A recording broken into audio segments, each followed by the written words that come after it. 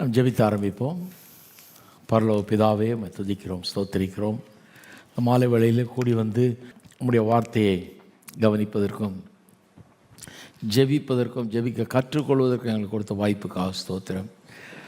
இங்கே வந்திருக்கிற ஜனங்கள் மட்டுமல்ல, இன்னும் பல்வேறு இடங்களிலிருந்து எங்களோடு இன்றைக்கு இணைகிற ஒவ்வொருவரையும் ஆசீர்வாதத்திலும் இது ஒரு அற்புதமான ஜெப அனுபவமாக இவர்களுக்கு இருக்கட்டும். ஒரு மிகுந்த பிரயோஜனமுள்ள ஒரு நேரமாக இதை எங்களுக்கு ஆக்கி தருவீராக. உம்முடைய சித்தத்தின்படி நோக்கத்தின்படி ஜெபிக்க, உம்முடைய நோக்கங்கள் இந்த பூமியில் நிறைவேறுவதை நாங்கள் காண கர்த்தாவே உம்மோடு கைகோர்த்து காரியங்களை செய்ய இந்த ஜெபம் உதவட்டும். ஒவ்வொருவரையும் ஆசீர்வாதத்திலும் இயேசுவின் நாமத்தில் ஜெபிக்கிறோம், ஆமென். 79வது சங்கீதத்துக்கு போய்ட்டோம். 79வது சங்கீதம் முதல்ல ஒரு தடவை வாசிக்கிறேன், கவனிங்க. தேவனே, புறஜாதியார் உமது சுதந்திரத்தில் வந்து உமது பரிசுத்த ஆலயத்தை தீட்டுப்படுத்தி எருசலேமை மண்மேடுகளாக்கினார்கள். உமது ஊழியக்காரரின் பிரேதங்களை ஆகாயத்து பறவைகளுக்கும் உமது பரிசுத்தவான்களின் மாம்சத்தை பூமியின் மிருகங்களுக்கும் இரையாக கொடுத்தார்கள். எருசலேமை சுற்றிலும் அவருடைய இரத்தத்தை தண்ணீரை போல சிந்தினார்கள். அவர்களை அடக்கம் பண்ணுவாரும் இல்லை. எங்கள் அயலாருக்கு நிந்தையும் எங்கள் சுற்றுப்புறத்தாருக்கு பரியாசம் சக்கந்தமானோம். எதுவரைக்கும் கர்த்தாவே நீர் என்றைக்கும் கோபமாயிருப்பீரோ? உம்முடைய எரிச்சல் அக்னியைப் போல் எரியுமோ? உம்மை அறியாத ஜாதிகள் மேலும் உமது நாமத்தை தொழுது கொள்ளாத ராஜ்யங்கள் மேலும் உம்முடைய உக்கிரத்தை ஊற்றிவிடும். அவள் யாக்கோபை பட்சித்து அவன் குடியிருப்பை பாழாக்கினார்களே. பூர்வ காலத்து அக்கிரமங்களை எங்களுக்கு விரோதமாக நினையாதையும் உம்முடைய இரக்கங்கள் சீக்கிரமாக எங்களுக்கு நேரிடுவதாக. நாங்கள் மிகவும் தாழ்த்தப்பட்டு போனோம். எங்களை ரட்சிக்கும் தேவனே, நீர் உமது நாமத்தின் மகிமையின் நிமித்தம் எங்களுக்கு உதவி செய்து உமது நாமத்தின் நிமித்தம் எங்களை விடுவித்து எங்கள் பாவங்களை நிவர்த்தியாக்கும். அவருடைய தேவன் எங்கே என்று புறஜாதிகள் சொல்வானேன்? உமது ஊழியக்காரருடைய சிந்துண்ட இரத்தத்தின் பழி வாங்குதல் ஜாதிகளுக்குள்ளே எங்கள் கண்களுக்கு முன்பாக விளங்கும்படி செய்யும். கட்டுண்டவனுடைய பெருமூச்சு உமக்கு முன்பாக வரட்டும். கொலைக்கு நியமிக்கப்பட்டவர்களை உமது புயபலத்தினால் உயிரோடே காத்திரளும். ஆண்டவரே, எங்கள் அயலான் உம்மை நிந்தித்த நிந்தையை ஏழத்தனையாக அவர் மடியிலே திரும்ப பண்ணும். அப்பொழுது உம்முடைய ஜனங்களும் உம்முடைய மேய்ச்சலின் நாடுகளுமாகிய நாங்கள் உம்மை என்றென்றைக்கும் புகழுவோம். தலைமுறை தலைமுறையாக உமது துதியை சொல்லி வருவோம். இப்படி ஒரு சங்கீதத்தை வாசிக்கும்போது உடனே டக்குன்னு இது என்னென்னு ஒரு வேளை விளங்காமல் இருக்கலாம். அதனால தான் கொஞ்சம் போதனை இதில் அவசியம். அதனால தான் இதெல்லாம் ரெக்கார்ட் பண்ணுறோம். நாளைக்கு ஜெபிக்கும்போது இது உங்களுக்கு உதவியாக இருக்கும்படி. ஏன்னா எப்படி வசனத்தை பயன்படுத்தி ஜெபிப்பதுன்றதை போதிச்சுட்டு வர்றோம். சங்கீதங்களெல்லாம் ஜெபங்கள், தேவனிடத்திலே பாடும்படியாக எழுதப்பட்ட ஜெபங்கள். இவைகள்லாம் எல்லாமே ஜெபங்கள், விண்ணப்பங்கள். அதனால் இதெல்லாம் ஒரு மாடலாக எடுத்து எப்படி இதை வச்சு ஜெபம் பண்ணுறதுன்றதை காட்டிக்கொண்டு நான் வருகிறேன். இதை வாசிக்கும்போது டக்குன்னு ஒன்றும் புரியாமல் இருக்கு இல்லையா? அதனால தான் இந்த மாதிரி கொஞ்சம் லேசர் டீச்சிங் கொடுத்து நடுவில் ஜெபம் பண்ணுறோம்.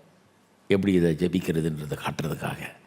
இந்த டீச்சிங்கில் மெயினாக என்னென்னா, என்ன கான்டெக்ஸ்ட்டில் எதை பற்றி எழுதியிருக்குது, என்ன பிரச்சனை, எப்படி இவங்க ஜெபம் பண்ணுறாங்க அதுன்னு பார்க்கணும். அப்போ தான் நாம் அதை ஃபாலோ பண்ண முடியும் இல்லையா? இந்த வசனங்களை வாசித்தோன்னா டக்குன்னு உங்களுக்கு விளங்கியிருக்கு. அதான் இதனுடைய கான்டெக்ஸ்ட் என்னென்னா, 587 BC, கிறிஸ்துவுக்கு முன் 587ஆம் ஆண்டு நேபுகாத்நேசர் என்கிற ஒரு கொடூர மன்னன், பாபிலோனிய மன்னன், அன்றைக்கு உலகத்தையே ஆக்கிரமித்து வந்துட்டுருக்கான். அன்றைக்கெல்லாம் உலகத்தில் ஒரு பெரிய ஆளானா, பெரிய ராஜாவானா பக்கத்தில் இருக்கவங்களெல்லாம் கொண்டு வந்து தன்னோட இணைச்சிக்கிறது வலுக்கட்டாயமாக. அப்படி யூதா தேசத்தையும் தன்னோடு இணைக்கும்படியாக திட்டமிட்டு அவன் வந்து படையெடுத்து வந்து அந்த பட்டணத்தை அழித்து நிறைய பேரை கொன்று தேவாலயத்தை பாழாக்கி அதில் சுவர்களெல்லாம் இடித்து போட்டு எல்லாத்தையும் கெடுத்து நிறைய பேரை சிறைப்படுத்தி கொண்டு போய் இப்படியெல்லாம் நாசம் பண்ணினான். இது 587 BCயில் நடந்தது. அந்த சந்தர்ப்ப சூழ்நிலையில் தான், அதெல்லாம் நடந்து முடிந்த காலத்தில் தான் எழுதப்பட்ட ஒன்று இது. 74ஆம் சங்கீதமும் அதே மாதிரி கான்டெக்ஸ்டில் தான், பாபிலோனிய பாழாக்குதல் அது நடந்து முடிஞ்ச எழுதப்பட்ட ஒரு சங்கீதம் தான் 74. ஆகவே 74ஆம் சங்கீதமும் இந்த சங்கீதமும் ரெண்டையும் ஒன்றா வாசித்தீங்கன்னா கிட்டத்தட்ட ஒரே மாதிரி இருக்கும். நிறைய வார்த்தைகள்லாம் ஒரே மாதிரி இருக்கும், நிறைய வசனங்கள்லாம் ஒரே மாதிரி இருக்கும். இந்த சங்கீதம் ரொம்ப முக்கியமான சங்கீதம் சரித்திரத்தில். ஏனென்று சொன்னால் இஸ்ரவேலில் இன்றைக்கி போனீங்கன்னா, இஸ்ரவேல் தேசத்துக்கு போனீங்கன்னா வெயிலிங் வால்னு ஒன்று இருக்குது. ஒரு செவுத்தில் முன்னால் நின்றுக்கிட்டு அழுது ஜெபம் பண்ணுவாங்க ஜனங்கள்லாம். இஸ்ரவேல் ஜனங்கள் இன்றைக்கி தினந்தோறும் நடக்குதாங்க. போகிறவங்கெல்லாம் அங்கே ஜெபம் பண்ணாமல் வர மாட்டாங்க. அந்த செவுத்தில் நின்றுக்கிட்டு இப்படியே அந்த செவுத்துக்கிட்ட போய் ஜெபம் பண்ணிகிட்டு இருப்பாங்க அந்த வெயிலிங் வாலில். அந்த வெயிலிங் வாலில் ஒவ்வொரு வெள்ளிக்கிழமையும் இந்த சங்கீதத்தை சொல்லி ஜெபம் பண்ணுவார்களாம். அப்போ இந்த சங்கீதம் எவ்வளோ முக்கியமான சங்கீதம் பாருங்கள். ஏன்னா அவர்கள் என்ன நம்பினார்கள்? பாபிலோனிய சிறையிருப்பு, பாபிலோனிய பாழாக்குதல் அந்த நேரத்தில் எழுதப்பட்ட, அதை பற்றி எழுதப்பட்ட சங்கீதம் என்று நம்பி அந்த வெயிலிங் வாலில் போய் அழுது ஜெபம் பண்ணும்போது ஒவ்வொரு வெள்ளிக்கிழமையும் இந்த சங்கீதம் தான் அங்கே சப்ஜெக்ட் ஜெபம் பண்ணுறதுக்கு. இந்த சங்கீதம் அந்த பாழாக்குதல்லாம் சொல்லுது. அப்படி பாழாக்குனவர்களை தண்டிக்கும்படியாக கேட்குது இந்த சங்கீதம். இதை சொல்லி சொல்லி ஜெபம் பண்ணுவாங்களாம். அப்படி ஜெபம் பண்ணும்போது இன்றைக்கு அவர்களை பாழாக்குகிறவர்கள், இன்றைக்கு அவர்களுக்கு எதிராக வருகிறவர்கள், இன்றைக்கு அவர்களை எதிர்க்கிறவர்கள், அவர்கள் நாசம் பண்ண நினைக்கிறவர்கள், அவர்களெல்லாம் நினச்சி அதையும் ஜெபம் பண்ணுவாங்களாம். அப்படி அன்னைக்கு செஞ்சாங்க. அன்னைக்கு பண்ண ஜெபத்தை இன்றைக்கி பண்ணுறோம், இன்றைக்கி அவங்களுக்கு அப்படி தான் நடக்குது அப்படின்னு சொல்லி ஜெபம் பண்ணுவாங்களாம் அவங்க. அதனால தான் இந்த சங்கீதம் ரொம்ப முக்கியமான சங்கீதம். அது மட்டும் இல்லை, வருஷத்தில் ஒரு நாள் அந்த பாபிலோனிய பாழாக்குதல் நடந்தது பாருங்கள், அதை நினைவு கூறும்படியாக ஒரு நாளை அனுசரித்தாங்களாம். அந்த நாளிலேயும் ஒரு ஜெபம் மாதிரி நடத்துவாங்களாம், உபவாசம்லாம் இருந்து. அந்த உபவாச ஜெபத்திலேயும் இந்த சங்கீதத்தை பயன்படுத்தி ஜெபம் பண்ணுவாங்களாம் வருஷத்தில் ஒரு நாள். இப்போ அதுதான் அந்த சங்கீதத்தை ரொம்ப முக்கியமான ஒரு சங்கீதமாக ஆக்குகிறது. இஸ்ரவேல் மக்கள் மத்தியில் இன்றைக்கும் ஒவ்வொரு வெள்ளிக்கிழமையும் இதை வச்சு ஜெபம் பண்ணுறாங்க வெயிலிங் வாலில். ஒவ்வொரு வருஷமும் ஒரு நாள் அந்த பாபிலோனிய சிறையிருப்பை நினைவு கூறும் தினமாக வச்சு அதை அனுசரிக்கும் போது இந்த சங்கீதத்தை தான் வாசித்து. அப்போ இந்த சங்கீதத்துக்கு ரொம்ப பெரிய முக்கியத்துவம் இருக்கிறதுங்கிறத பார்க்குறோம். இந்த சங்கீதத்தை சுலபமாக புரிஞ்சுக்கணுன்னா அது ரெண்டாக பிரிக்கலாம். ஒன்று 1லேருந்து 4ஆம் வசனம் வரை. முதல்ல இந்த 1லேருந்து 4ஆம் வசனம் வரை இந்த ஆசாப் என்கிற சங்கீதக்காரன் இஸ் லேமெண்டிங், அதாவது புலம்புகிறான். அவளுடைய நிலையை நினச்சி என்ன ஆச்சு, பட்டணத்துக்கு என்ன ஆச்சு, தேவாலயத்துக்கு என்ன ஆச்சு, மக்களுக்கு என்ன ஆச்சுன்னு நினச்சி புலம்புகிறான், அழுகிறான் 4 வசனங்களில். அதுக்கப்புறம் 5ஆம் வசனத்திலிருந்து தேவன் அவர்களை இந்த சிறையிருப்பிலேருந்து விடுவிக்க வேண்டும், இதிலேருந்து காப்பாற்ற வேண்டும், அப்புறம் தங்களுடைய சத்துருக்களை தேவன் தண்டிக்க வேண்டும் என்று விண்ணப்பிக்கிறான். அதான் ஒன்று நடந்து போன அந்த பிரச்சனையை குறித்த ஒரு புலம்பல், அடுத்தது தேவனுடைய உதவியை நாடி ஜெபம், தேவன் விரோதிகளை தண்டிக்க வேண்டும், இப்படி செஞ்சவங்களை தண்டிக்க வேண்டும் என்று ஜெபம். இதை இன்றைக்கு பார்ப்போம் நம்ம. ஒன்று, த டிஸ்ட்ரக்ஷன் ஆஃப் ஜெருசலேம், எருசலேமுடைய பாழாக்குதல். 74ஆம் சங்கீதத்தை படித்த போதே நான் உங்களுக்கு சொன்னேன், ஆசாப் கிட்டத்தட்ட is walking God through the situation மாதிரி அந்த எருசலேம் பட்டணத்தின் பாழாக்குதலை பாராண்டவரேன்னு கூட்டின்னு போய் டூர் காமிக்கிற மாதிரி ஜெபம் பண்ணுகிறானுங்க. இங்கே தான் வந்தாங்க, இப்படி தான் நுழைஞ்சாங்க, பாருங்கள் என்ன மாதிரி பண்ணிட்டாங்க, எப்படி ஆக்கிரமிச்சிட்டாங்க, எப்படியெல்லாம் நாசம் பண்ணியிருக்காங்க, எப்படி இப்போ தேவாலயத்தை எரித்து போட்டாங்க, இதனுடைய சாம்பலையெல்லாம் பாருங்கள் ஆண்டவரே. இதெல்லாம் போதாதுன்னு எங்கெல்லாம் தேவன் ஆராதிக்கிற இடம், கூடுகிற இடம், ஜனங்கள் கூடி ஆராதிக்கிற இடம் இருக்குது, அதெல்லாம் அழித்து போட்டார்கள். தேவன் ஆராதிக்கவே இடம் இல்லாமல் பண்ணிட்டாங்க இன்றைக்கி அப்படின்னு சொல்லி 74ஆவது சங்கீதத்தில், இதே கான்டெக்ஸ்டில் எழுதப்பட்ட அந்த சங்கீதத்தில் அப்படி புலம்புகிறதை நாம் பார்க்குறோம். அது சொல்லிட்டு சொல்கிறான் ஆண்டவர்கிட்ட, ஆண்டவரே இதை பார்க்குறீரா, இது உங்களுக்கு தெரியுதா, இதை பற்றி கரிசனை உள்ளவராக இருக்கிறீரா, எங்களுக்கு உதவி செய்வீரா அப்படின்னு கேட்கிறான். இந்த 2 சங்கீதமே ஒரு கேள்வியை ஆண்டவர்கிட்ட கேட்குது. என்னென்னா, இந்த பாழாக்குதலும் இந்த தீமையும் எவ்வளோ நாள் தொடரும், எவ்வளோ நாள் இவங்களுக்கு பயந்து நாங்கள் வாழ்கிறது, இது என்னென்னைக்கும் இருக்குமா அப்படிங்கிற கேள்வியை ஆண்டவர்கிட்ட கேட்குறாங்க.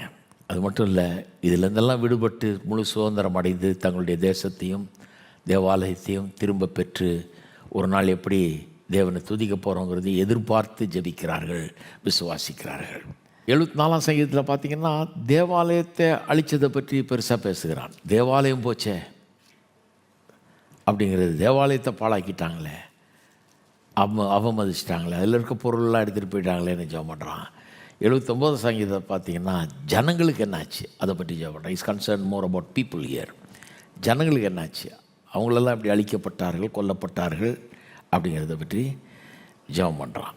சரி, இது முதல் 4 வசனங்களை வாசிக்கிறேன் மறுபடியும். இப்போ பாருங்கள், நல்லா புரியும் பாருங்கள். கான்டெக்ஸ்ட்டு சொல்லிட்டதுனால இந்த சங்கீதம் நல்லா புரியும். தேவனே, புறஜாதியார் உமது சுதந்திரத்தில் வந்து, அதாவது இஸ்ரவேல் ஜனங்கள் தான் அவருடைய சுதந்திரம், தேர் காட்ஸ் இன்ஹெரிட்டன்ஸ். உமது பரிசுத்த ஆலயத்தை தீட்டுப்படுத்தி எருசலேமை மண்மேடுகளாக்கினார்கள். உமது ஊழியக்காரன் பிரேதங்களை ஆகாயத்து பறவைகளுக்கும் உடைய பரிசுத்தவான்களின் மாம்சத்தை பூமியின் மிருகங்களுக்கும் இரையாக கொடுத்தார்கள். எருசலேமை சுற்றிலும் அவர்களுடைய இரத்தத்தை தண்ணீரை போல சிந்தினார்கள். அவர்களை அடக்கம் பண்ணுவாரும் இல்லை. எங்கள் அயலாருக்கு நிந்தையும் எங்கள் சுற்றுப்புறத்தாருக்கு பரியாசமும் சக்கந்தமும் ஆனோம். என்ன சொல்லுறான்றதை கவனிக்கணும். எரேமியா தீர்க்கதரிசி இதுக்கு முன்னால் தீர்க்க தரிசனம் பண்ணிட்டு கொடுத்துட்டார். அது இஸ்ரவேல் ஜனங்களுடைய பாவத்து நிமித்தமாக தான் இதெல்லாம் நடந்த பாழாக்கு இதெல்லாம் நடந்தது. ஒரு தண்டனை மாதிரி ஆண்டவர்கிட்ட வந்து ஆண்டவர் விட்டார். சரி, என்னை நம்பலையா, என்னை விசுவாசிக்கலையா, நீ உன் வழியில் தான் போவேன்றியா, மறுபடியும் உனக்கு பட்டாதான் தெரியும்னு விட்டார். பாபிலோனியர்கள் அப்படி தான் வந்து சிறைப்பிடித்தார்கள், அடித்து நொறுக்குனாங்க, எல்லாத்தையும் பண்ணாங்க. 7ஆம் அதிகாரத்தில் எரேமியா தீர்க்கதரிசியின் புத்தகம் 7ஆம் அதிகாரத்தில் 33ஆம் வசனத்தில் அப்படியே சொல்கிறாங்க, நடந்ததே சொல்கிறாங்க. சொல்லியிருக்கு இல்லையா, எங்களை சுற்றிலும் அவருடைய ரத்தத்தை தண்ணீரை போல செஞ்சினார். ஜனங்கள் அப்படி கொண்டாங்களாம். அவர்களை அடக்கம் பண்ணுவாரும் இல்லை. அவர்களை பரி பண்ணுறதுக்கு கூட ஆள் இல்லை. தெருவில் கிடக்குதான் பிணங்கள்லாம். எப்படி இருந்திருக்கும் பாருங்கள். எவ்வளோ பெரிய ஒரு இழிவான நிலை. ஜனங்களை கொன்று ரத்தம் ஊரை சுற்றி சிந்தப்பட்டிருக்கிறது. தெருக்களில் பிணம் அடக்கம் பண்ணுவார் இல்லாமல் கிடக்கிறது. இது இப்படி ஆகும்னு 7ஆம் அதிகாரம் 33ஆம் வசனத்தில் எரேமியா தீர்க்கதரிசி சொன்னார். சொன்னபடியாக ஆயிற்று. இது இவ்வளவு பெரிய ஒரு தீமையை நாம் யாரும் அனுபவிச்சது கிடையாது. நம்ம நாட்களில் இந்த காலத்தில் நாம் யாரும் அனுபவிச்சது கிடையாது. எல்லாருக்குமே சில தீமைகள்லாம் நடந்திருக்கு, தீமைகளை அனுபவிச்சிருக்கோம் ஏதாவது ஒரு விதத்தில். ஆனால் இதோடு கம்பேர் பண்ணால் அதெல்லாம் ரொம்ப சின்ன காரியங்கள். அவங்க ஏதோ வியாதி வந்துடுது, சில நேரத்தில் வீட்டில் ஒரு மரணம் நேரிடுது, ஒரு ஆக்சிடெண்ட் ஆகுது, அல்லது ஏதாவது ஒரு தீ விபத்து அந்த மாதிரி இருக்குது. இந்த மாதிரி இதெல்லாம் கஷ்டங்களெல்லாம் அனுபவிச்சிருக்கிறோம். அது பெரிய நமக்கு இருதயத்தை அப்படியே நொறுக்கிடுது, நமக்கு வேதனை அளிக்கிறது, அதெல்லாம் அனுபவிச்சிருக்கிறோம். ஆனால் இங்கே வந்து நடக்கிறது வந்து வேறு லெவல். இந்த மாதிரி இங்கே அழிக்கப்பட வேண்டிய எல்லாம் அழிக்கப்பட்டு விட்டது. தவறாக போக வேண்டிய அத்தனையும் தவறாக போயிடுச்சு. எல்லாமே கெட்டுப்போச்சு. Everything that could go wrong went wrong. Everything that could be destroyed was destroyed. இது வேறு லெவல். இவ்வளவு பெரிய தீமையை யாரும் அனுபவிச்சதே கிடையாது. இது வந்து ஒரு destruction of an entire civilization. ஒரு கலாச்சாரமே, ஒரு நாகரிகமே அழிக்கப்படுகிறது, ஒரு ஜனமே அழிக்கப்படுகிறார்கள். முதலாவது இது வந்து ஒரு அரசியல் ரீதியான ஒரு அட்டாக். இந்த அட்டாக், இந்த பாபிலோனியர்கள் வந்து படையெடுத்து எல்லாம் நாசம் பண்ணி எல்லாத்தையும் இடித்து போட்டு இப்போ தேவாலயத்தெல்லாம் ஒன்றும் இல்லாமாக்கி எல்லாம் பண்ணி சிறைப்பிடிச்சு கொண்டு போகிற பிறகு அங்கே ராஜா இல்லை, நிர்வாகிகள் இல்லை, பட்டணத்தில் ஆலோசனை சொல்கிறதுக்கு ஆள் இல்லை, தலைவர்கள் இல்லை, யாரும் இல்லை, எல்லாம் ஓடி போயாச்சு. அவ்வளோதான், செத்து போனாங்க, ஓடி போனாங்க, அந்த மாதிரி ஆகிப்போச்சு. அவர்களை நடத்துவதற்கு யாருமே கிடையாது. ஒரு தேசம் இல்லை. இப்போது சும்மா ஜனங்க அப்படியே கிடக்கிறாங்க. ரெண்டாவது, இது வந்து பொருளாதார ரீதியாக ஒரு பெரிய கேடு. ஏன்னா இப்போ வந்து விவசாயம் பண்ண முடியாது, எதையும் இப்போ செய்ய முடியாது, விற்க முடியாது, வாங்க யாரும் வரமாட்டாங்க. ஏன்னா பட்டணமே பாழாக கிடக்குது. எக்கனாமிக் லைஃப் கம்ப்ளீட்டாக டிஸ்ட்ராய் ஆகிடுச்சு. எக்கானமியே போச்சு, அவ்வளோதான். ஒன்றும் பிஸ்னஸ் பண்ண முடியாது, அக்ரிகல்ச்சர் கூட பண்ண முடியாது, ஒன்றும் பண்ண முடியாது, அந்த மாதிரி நிலை. மூணாவது, சமுதாய ரீதியிலேயும் இது ஒரு பெரிய அழிவு. ஏனென்று சொன்னால் முழு குடும்பங்கள் சில நேரத்தில் அழிக்கப்பட்டு விட்டது. அதில் சிலர் சிறைப்பிடிக்கப்பட்டு கொண்டு போகப்பட்டாங்க பாபிலோனுக்கு. அதில் ஒரு சிலர் கொல்லப்பட்டு விட்டார்கள். சிலருக்கு என்ன ஆச்சுன்னு தெரியல. அந்த மாதிரி ஒவ்வொரு குடும்பத்திலும் பாதிப்பு. எல்லா குடும்பங்களிலும் அழுகையும் கூக்குரலும், அப்படிப்பட்ட ஒரு பாதிப்பு. அது மட்டும் இல்லை, மத ரீதியாகவும் ஒரு பெரிய அழிவு. ஏன்னா தேவாலயமும் மற்றும் ஜனங்கள் கூடி வருகிற எல்லா இடங்களும் அழிக்கப்பட்டு விட்டன. இவ்வளோ பெரிய நஷ்டம் நமக்கெல்லாம் நடந்ததில்லை. ஆனால் சில கஷ்டங்கள் வரும்போது அதை எப்படி நாம் கையாளுவது என்பதற்கு இங்கே ஒரு பெரிய ஒரு பாடம் இந்த சங்கீதத்தில் கற்பிக்கப்படுகிறது. இந்த கஷ்டங்கள் பாருங்க, ஒரு யூத ரபி ஒருத்தர் சமீபத்தில் இந்த காலத்தில் ஒரு கேள்வியை கேட்டார். Can bad things happen to good people? கெட்ட காரியம் நல்ல ஜனங்களுக்கு நடக்க முடியுமா? அந்த கேள்வி ரொம்ப பிரபலமாயிடுச்சு. அதை பற்றி ஒரு புக்கை எழுதிட்டார். 10 லட்சம் காப்பிக்கு மேலே விற்றுதுன்னு நினைக்கிறாரு. ரொம்ப ஃபேமஸ் புக் அது. Can bad things happen to good people? அதுக்கு பொதுவாக ஜனங்க என்ன சொல்லுவாங்க? இல்லை, bad things don't happen to good people. Bad things happen to bad people, good things happen to good people. அப்படி தானே சொல்லுவாங்க ஜனங்க. கெட்ட காரியங்கள் நல்லவங்களுக்கு நடக்காதுங்க. கெட்டவங்களுக்கு தான் கெட்டது நடக்கும். கெட்டவங்களுக்கு தான் கெட்டது நடக்கும். நல்லவங்களுக்கு நல்லது தான் நடக்கும். தான் நல்லவன் கெட்டவனுக்கு கெட்டவன்ற மாதிரி, அந்த மாதிரி ஒரு ஐடியா ஜனங்களுக்குள்ள. நீங்கள் கெட்டவனாக இருந்தால் உனக்கு கெட்டது தான் நடக்கும், நல்லவனாக இருந்தால் நீ நல்லது தான் நடக்கும். ஒரு விதத்தில் அது உண்மை தான். ஆனால் life is not so simple. வாழ்க்கை அவ்வளோ சிம்பிளானது கிடையாது. Complicated life. நிறைய நேரத்தில் பார்த்திங்கன்னா நல்லவர்களுக்கு கெட்டது நடந்துடுது. அதுதானே உண்மை. கெட்டவர்களுக்கு நல்லது நடக்குது. எத்தனை பேர் கம்ப்ளைண்ட் பண்ணியிருக்காங்க? பொல்லாதவன்லாம் நல்லா இருக்கான்யா, அவன் ஓஹோன்னு இருக்கிறான், நல்லவன் தான் இன்றைக்கி சாகுறான், நல்லவன் தான் படாத பாடுபடுறான், பொல்லாத திருட்டு ஃபெல்லோஸ் எல்லாம் நல்லா இருக்கிறானுங்க அப்படின்றான். கரெக்டு தானே? அது வாழ்க்கையில் பார்க்குற நிஜம். பொல்லாதவர்களுக்கு நல்லது நடக்குது, நல்லவர்களுக்கு பொல்லாத காரியங்கள் நடைபெறுது. பைபிளில் யோபு தான் பெரிய எக்ஸாம்பிள் அதுக்கு. யோபு நல்ல மனுஷன், அவனை பற்றி அப்படியே சொல்லியிருக்குது. இஸ் அன் அப்ரைட் மேன், நல்ல கடவுளுக்கு பயந்த மனுஷன், நல்ல மனுஷன். அவனுக்கு நிறைய கெட்ட காரியங்கள் நடந்தான். எதிர்பார்க்காத விதத்தில் பிள்ளைகளை இழந்தான்.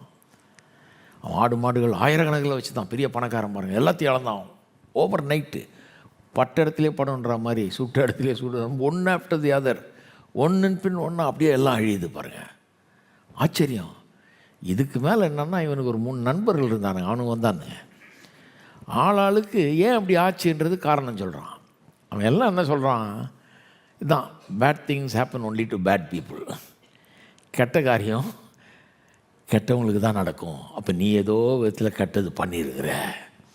நல்லா யோசித்து பார், சோதிச்சு பார். ஒன்று ஏதோ தப்பு பண்ணிட்டு ஏதோ பாவம் இருக்குது உனக்குள்ள, அதிலேருந்து நீ மனம் திரும்பினா நீ நல்லா இருப்ப அப்படின்றானுங்க. எல்லாம் 3 பேரும் போட்டு அவனை தத்துவம் பேசி, இந்த தத்துவத்தை கெட்ட காரியம் கெட்டவனுக்கு தான் நடக்கும், நல்ல காரியம் தான் நல்லவனுக்கு நடக்கும். அப்போ உனக்கு கெட்ட காரியம் நடந்ததுன்னா நீ உண்மையிலேயே நல்லவன் மாதிரி தெரியுற, நான் உள்ளே ஏதோ கெட்டது உனக்கு இருக்குது, ஒன்று ஆராய்ஞ்சு பார்த்து நீ சரி பண்ணு அப்படிங்கிறான். எப்படி இருக்கும்? பட்ட தொல்லை போதாதுன்னு இந்த 3 பேர் தொல்லை வேறு. இந்த மாதிரி 3 நண்பர்கள் இருந்தால் விஷகஷம் ஒன்றும் தேவையில்லை, இவனில் போதும், கொண்டுடுவானுங்க பேசியே. நீங்கள் கூட பார்ப்பீங்க இந்த மாதிரி காரியங்கள் கெட்ட காரியம் நடக்கும்போது சில ஆட்கள் கிறிஸ்தவங்களே இருக்காங்க. அப்படி இருக்காங்க. நான் பார்த்துருக்கேன். ஒரு சாவு நடக்கும்போது வீட்டில், நான் பாஸ்டர் ஆச்சே, சாவுனா போகணும்ல, போனால் அங்கே யாராவது கிறிஸ்தவர்கள்னு சொல்லிட்டு இருப்பாங்க. ஏதோ பாவம் இருந்திருக்குது, அதனால தான் அப்படி நடந்தது, ஏதோ தப்பு நடந்துருக்குது, அதனால தான் இப்படி ஆயிடுச்சாக்கும், உனக்கு கடவுள் இப்படி பண்ணிட்டாராக்கும் அப்படின்னு சொல்கிற ஆளுகள்லாம் இருக்கிறாங்க. நான் அதுக்கெல்லாம் பதில் வச்சுருக்கேன் ரெடியாக. ஏன்னா இந்த மாதிரி ஆளுங்களை விடக்கூடாது பாருங்கள். அங்கே போனோன்னு இவங்க சொல்லி அழுவாங்க, அது மாதிரி சொல்கிறாங்க, ஏன் அப்படி ஆச்சு, நான் சொல்கிறாங்க, என்ன பண்ண நீ, எப்படி கடவுள் உனக்கு இதை இப்படி பண்ணிட்டார் கடவுள் ஒன்று, நீ ஏதோ தப்பு பண்ணியிருப்ப அப்படின்லாம் சொல்கிறாங்க. சில நேரத்தில் இருக்கலாம், பாவங்கள் இருக்கலாம், சில காரியங்கள் இருக்கலாம். ஆனால் எல்லா நேரத்திலும் அப்படியாது. ஒருத்தர் செத்தாலே ஏதோ தப்பு நடந்திருக்காங்க தான் செத்தாங்கன்னு சொல்லவே முடியாது. அதனால் அவ்வளோ சிம்பிள் கிடையாது பாருங்கள். அப்போ நாங்கள்லாம் பிரசங்கம் பண்ணும்போது சொல்லுவேன், ஏதோ தப்பு நடந்ததுனால அவர் 6 ஆள் செத்தாருன்றது உண்மையாக இருந்தால் இன்றைக்கி நான் உட்பட எல்லாருமே உயிரோடு இருக்க மாட்டோம், என்னை இன்க்ளூடட். நானே உயிரோடு இருக்க முடியாது, இங்கே இருக்கிற ஒருத்தரும் உயிரோடு இருக்க முடியாது, அடக்கம் பண்ணுறதுக்கு ஆள் இருக்காது. தப்பு நடக்கிறதுனால தான் சாவு நடக்கிறதுனா அப்படி தான் இருக்கும். எல்லாம் சேர்த்து போயிடுவோம். ஏன்னா எல்லாருமே தப்பு பண்ணுறோம் வாழ்க்கையில். எல்லோரும் ஏன் சாகிறார்கள்? அவங்கவுங்க பாவத்தினால சாகலை, ஆதாமின் பாவத்தினால சாகிறாங்க. ஆதாம் பாவம் செஞ்ச போது மரணம் உள்ளே பிரவேசித்து அந்த மரணம் எல்லாரையும் ஆண்டு கொள்ளுது. அப்படி தான் பைபிள் சொல்லுது. ஒழிய இவன் ஏதோ தப்பு பண்ணிட்டானால தான் செத்தான் அர்த்தம் கிடையாது. எல்லா நேரத்துலையும் அப்படி கிடையாது. பொதுவாக அப்படி சொல்கிறது ரொம்ப தவறு. நான் ஒரு வீட்டுக்கு போயிருந்தேன். அவங்க புதுசாக ஆண்டவர் ஏற்றுக்கொண்டு வந்திருக்கிறாங்க. அங்கே சிலர்லாம் ஒரே கிரிட்டிக்கலாக பேசுகிறேன். பாரு நீ இந்த இயேசுநாதர் அது இதுன்னு போனேன், பாரு ஆள் செத்து போச்சு. நான் போனோன்னு அவங்க சொல்லி அழுகுறாங்க, இந்த மாதிரி சொல்கிறாங்கய்யா, இயேசுவை நம்பினதுனால தான் செத்து போச்சுன்றாங்க. நான் சொன்னேன், அவங்க நம்புறதை நம்பினா சாக மாட்டோன்னு கேரண்டி கொடுக்குறாங்களா கேளுங்க. நான் நம்ப ரெடி. அவங்க எதை நம்புகிறாங்க அதை நானும் நம்ப ரெடி. சாவே மாட்டேன்னு கேரண்டி கொடுக்குறீங்களா? நான் நம்ப ரெடி. சாவுங்கிறது எல்லா வீட்டுக்கும் வருது. நல்லவர்கள் வீட்டுக்கு, கெட்ட வீட்டுக்கு, எல்லா வீட்டுக்கும் வருது. அதே போல் தான் சில தீமைகள் எல்லா இடத்துலையும் நடைபெறுது. சிம்பிளாக அதை சொல்லிட முடியாது பாருங்கள், இதுதான் காரணம் அப்படின்னு சொல்ல முடியாது. அதனால் யோபு இந்த 3 பேருடைய நியாயத்தையும் கேட்டுட்டு அப்புறம் கடவுள்கிட்ட போகிறான். ஆனால் அவன் கடவுளை பிடிச்சிக்கிறான் பாருங்க கெட்டியாக. கடவுள்கிட்ட போகிறான். கடவுள்கிட்ட போனால் கடவுள் கேட்குறே, நான் வானத்தை விரிச்சப்போ நீ எங்கே இருந்த? நான் பூமியெல்லாம் அஸ்திபாரம் போட்டப்போ நீ எங்கே இருந்த? நான் எவ்வளோ நாளாக இருக்கிறேன்? நான் நித்திய தேவன். வானம் பூமியெல்லாம் உண்டாகிறதுக்கு முன்னாலே எதுக்கு முன்னால் நான் இருந்தவன், எவ்வளோ நான் இருக்க போகிறவன். நீ இன்றைக்கி வந்து சும்மா 70-80 வருஷம் வாழ்கிற ஆள், என்ன நியாயம் பேசுகிற நீ அப்படின்னு கடவுள் கேட்குற. நீ வாசித்து பாருங்கள், 38ஆம் அதிகாரம் 39ஆம் அதிகாரம் எல்லாம் வாசித்து பாருங்கள். எல்லாம் கடவுள் கேட்ட உடனே அவன் அப்படியே மலைச்சி போய், என்னடா அது உண்மை தானே, நமக்கு ஒன்றும் தெரியாது, நம்ம பாட்டுக்கு வாய் திறந்து என்னென்னமோ பேசிகிட்டு இருக்கிறோம். கடவுள் இப்படி பண்ணிட்டார், அப்படி பண்ணிட்டாரு, இப்படி பண்ணிடக்கூடாது, அப்படி பண்ணிடக்கூடாதுன்னு எல்லாம் பேசுகிறானுங்க. நம்மளும் இதை கேட்டுருக்குறோம், நம்மளும் வாயை திறந்து சில காரியங்கள்லாம் பேசிடுறோம் அப்படின்னு சொல்லிட்டு அவன் சொல்கிறான், ஆண்டவரே நான் அறியாதையும் தெரியாதையும் பேசி அலப்பிட்டேன், என் வாயை பொத்தி கொள்ளுகிறேன், எனக்கு ஒன்றும் தெரியாது, லைஃப் இஸ் டூ காம்ப்ளிகேட்டட், எனக்கு தெரியாது, நான் பெரிய ஞானி கிடையாது, நான் இப்போ வந்தவன், இப்போ பிறந்து கொஞ்ச நாளாக வாழ்ந்துட்டு இருக்கிறவன். நீர் என்றென்றைக்கும் இருக்கிறீர், வானத்தை பூமி உண்டாக்குனவர், எல்லாத்தையும் ஸ்தாபித்தவர், சர்வ ஞானி, உமக்கு முன்னால் நான் ஒன்றும் இல்லை, நான் உண்மை கேட்டிருக்கணும். எனக்கு புரியாது அறியாது, எனக்கு புரியவே முடியாது, சில காரியங்கள்லாம் சொன்னால் கூட புரியாது. அப்படிப்பட்ட காரியங்களை நான் பேசி அலப்பிட்டேன், இவனுக்கு பேசி அலப்புனதையும் கேட்டுட்டு இருந்துட்டேன், என் வாயை பொத்தி கொள்ளுகிறேன் அப்படின்றான். வாயை பொத்துன உடனே அவனை கடவுள் எப்படி ஆசீர்வதிச்சார் பாருங்கள். எல்லாத்தையும் 2 தனியாக திருப்பி கொடுத்தாரு. அவனுக்கு காமிக்கிறார், இதுதான் நான், இதுதான் நான், நான் யாருன்னு இவ்வளோ நேரம் கேள்வி கேட்டிருந்தில்ல, இதுதான் நான். பாவத்து நிமித்தமாக அந்த உலகமே வேறு மாதிரி ஆயிடுச்சு, என்னென்னமோ நடக்குது உலகத்தில், ஆனால் நான் இதுதான்.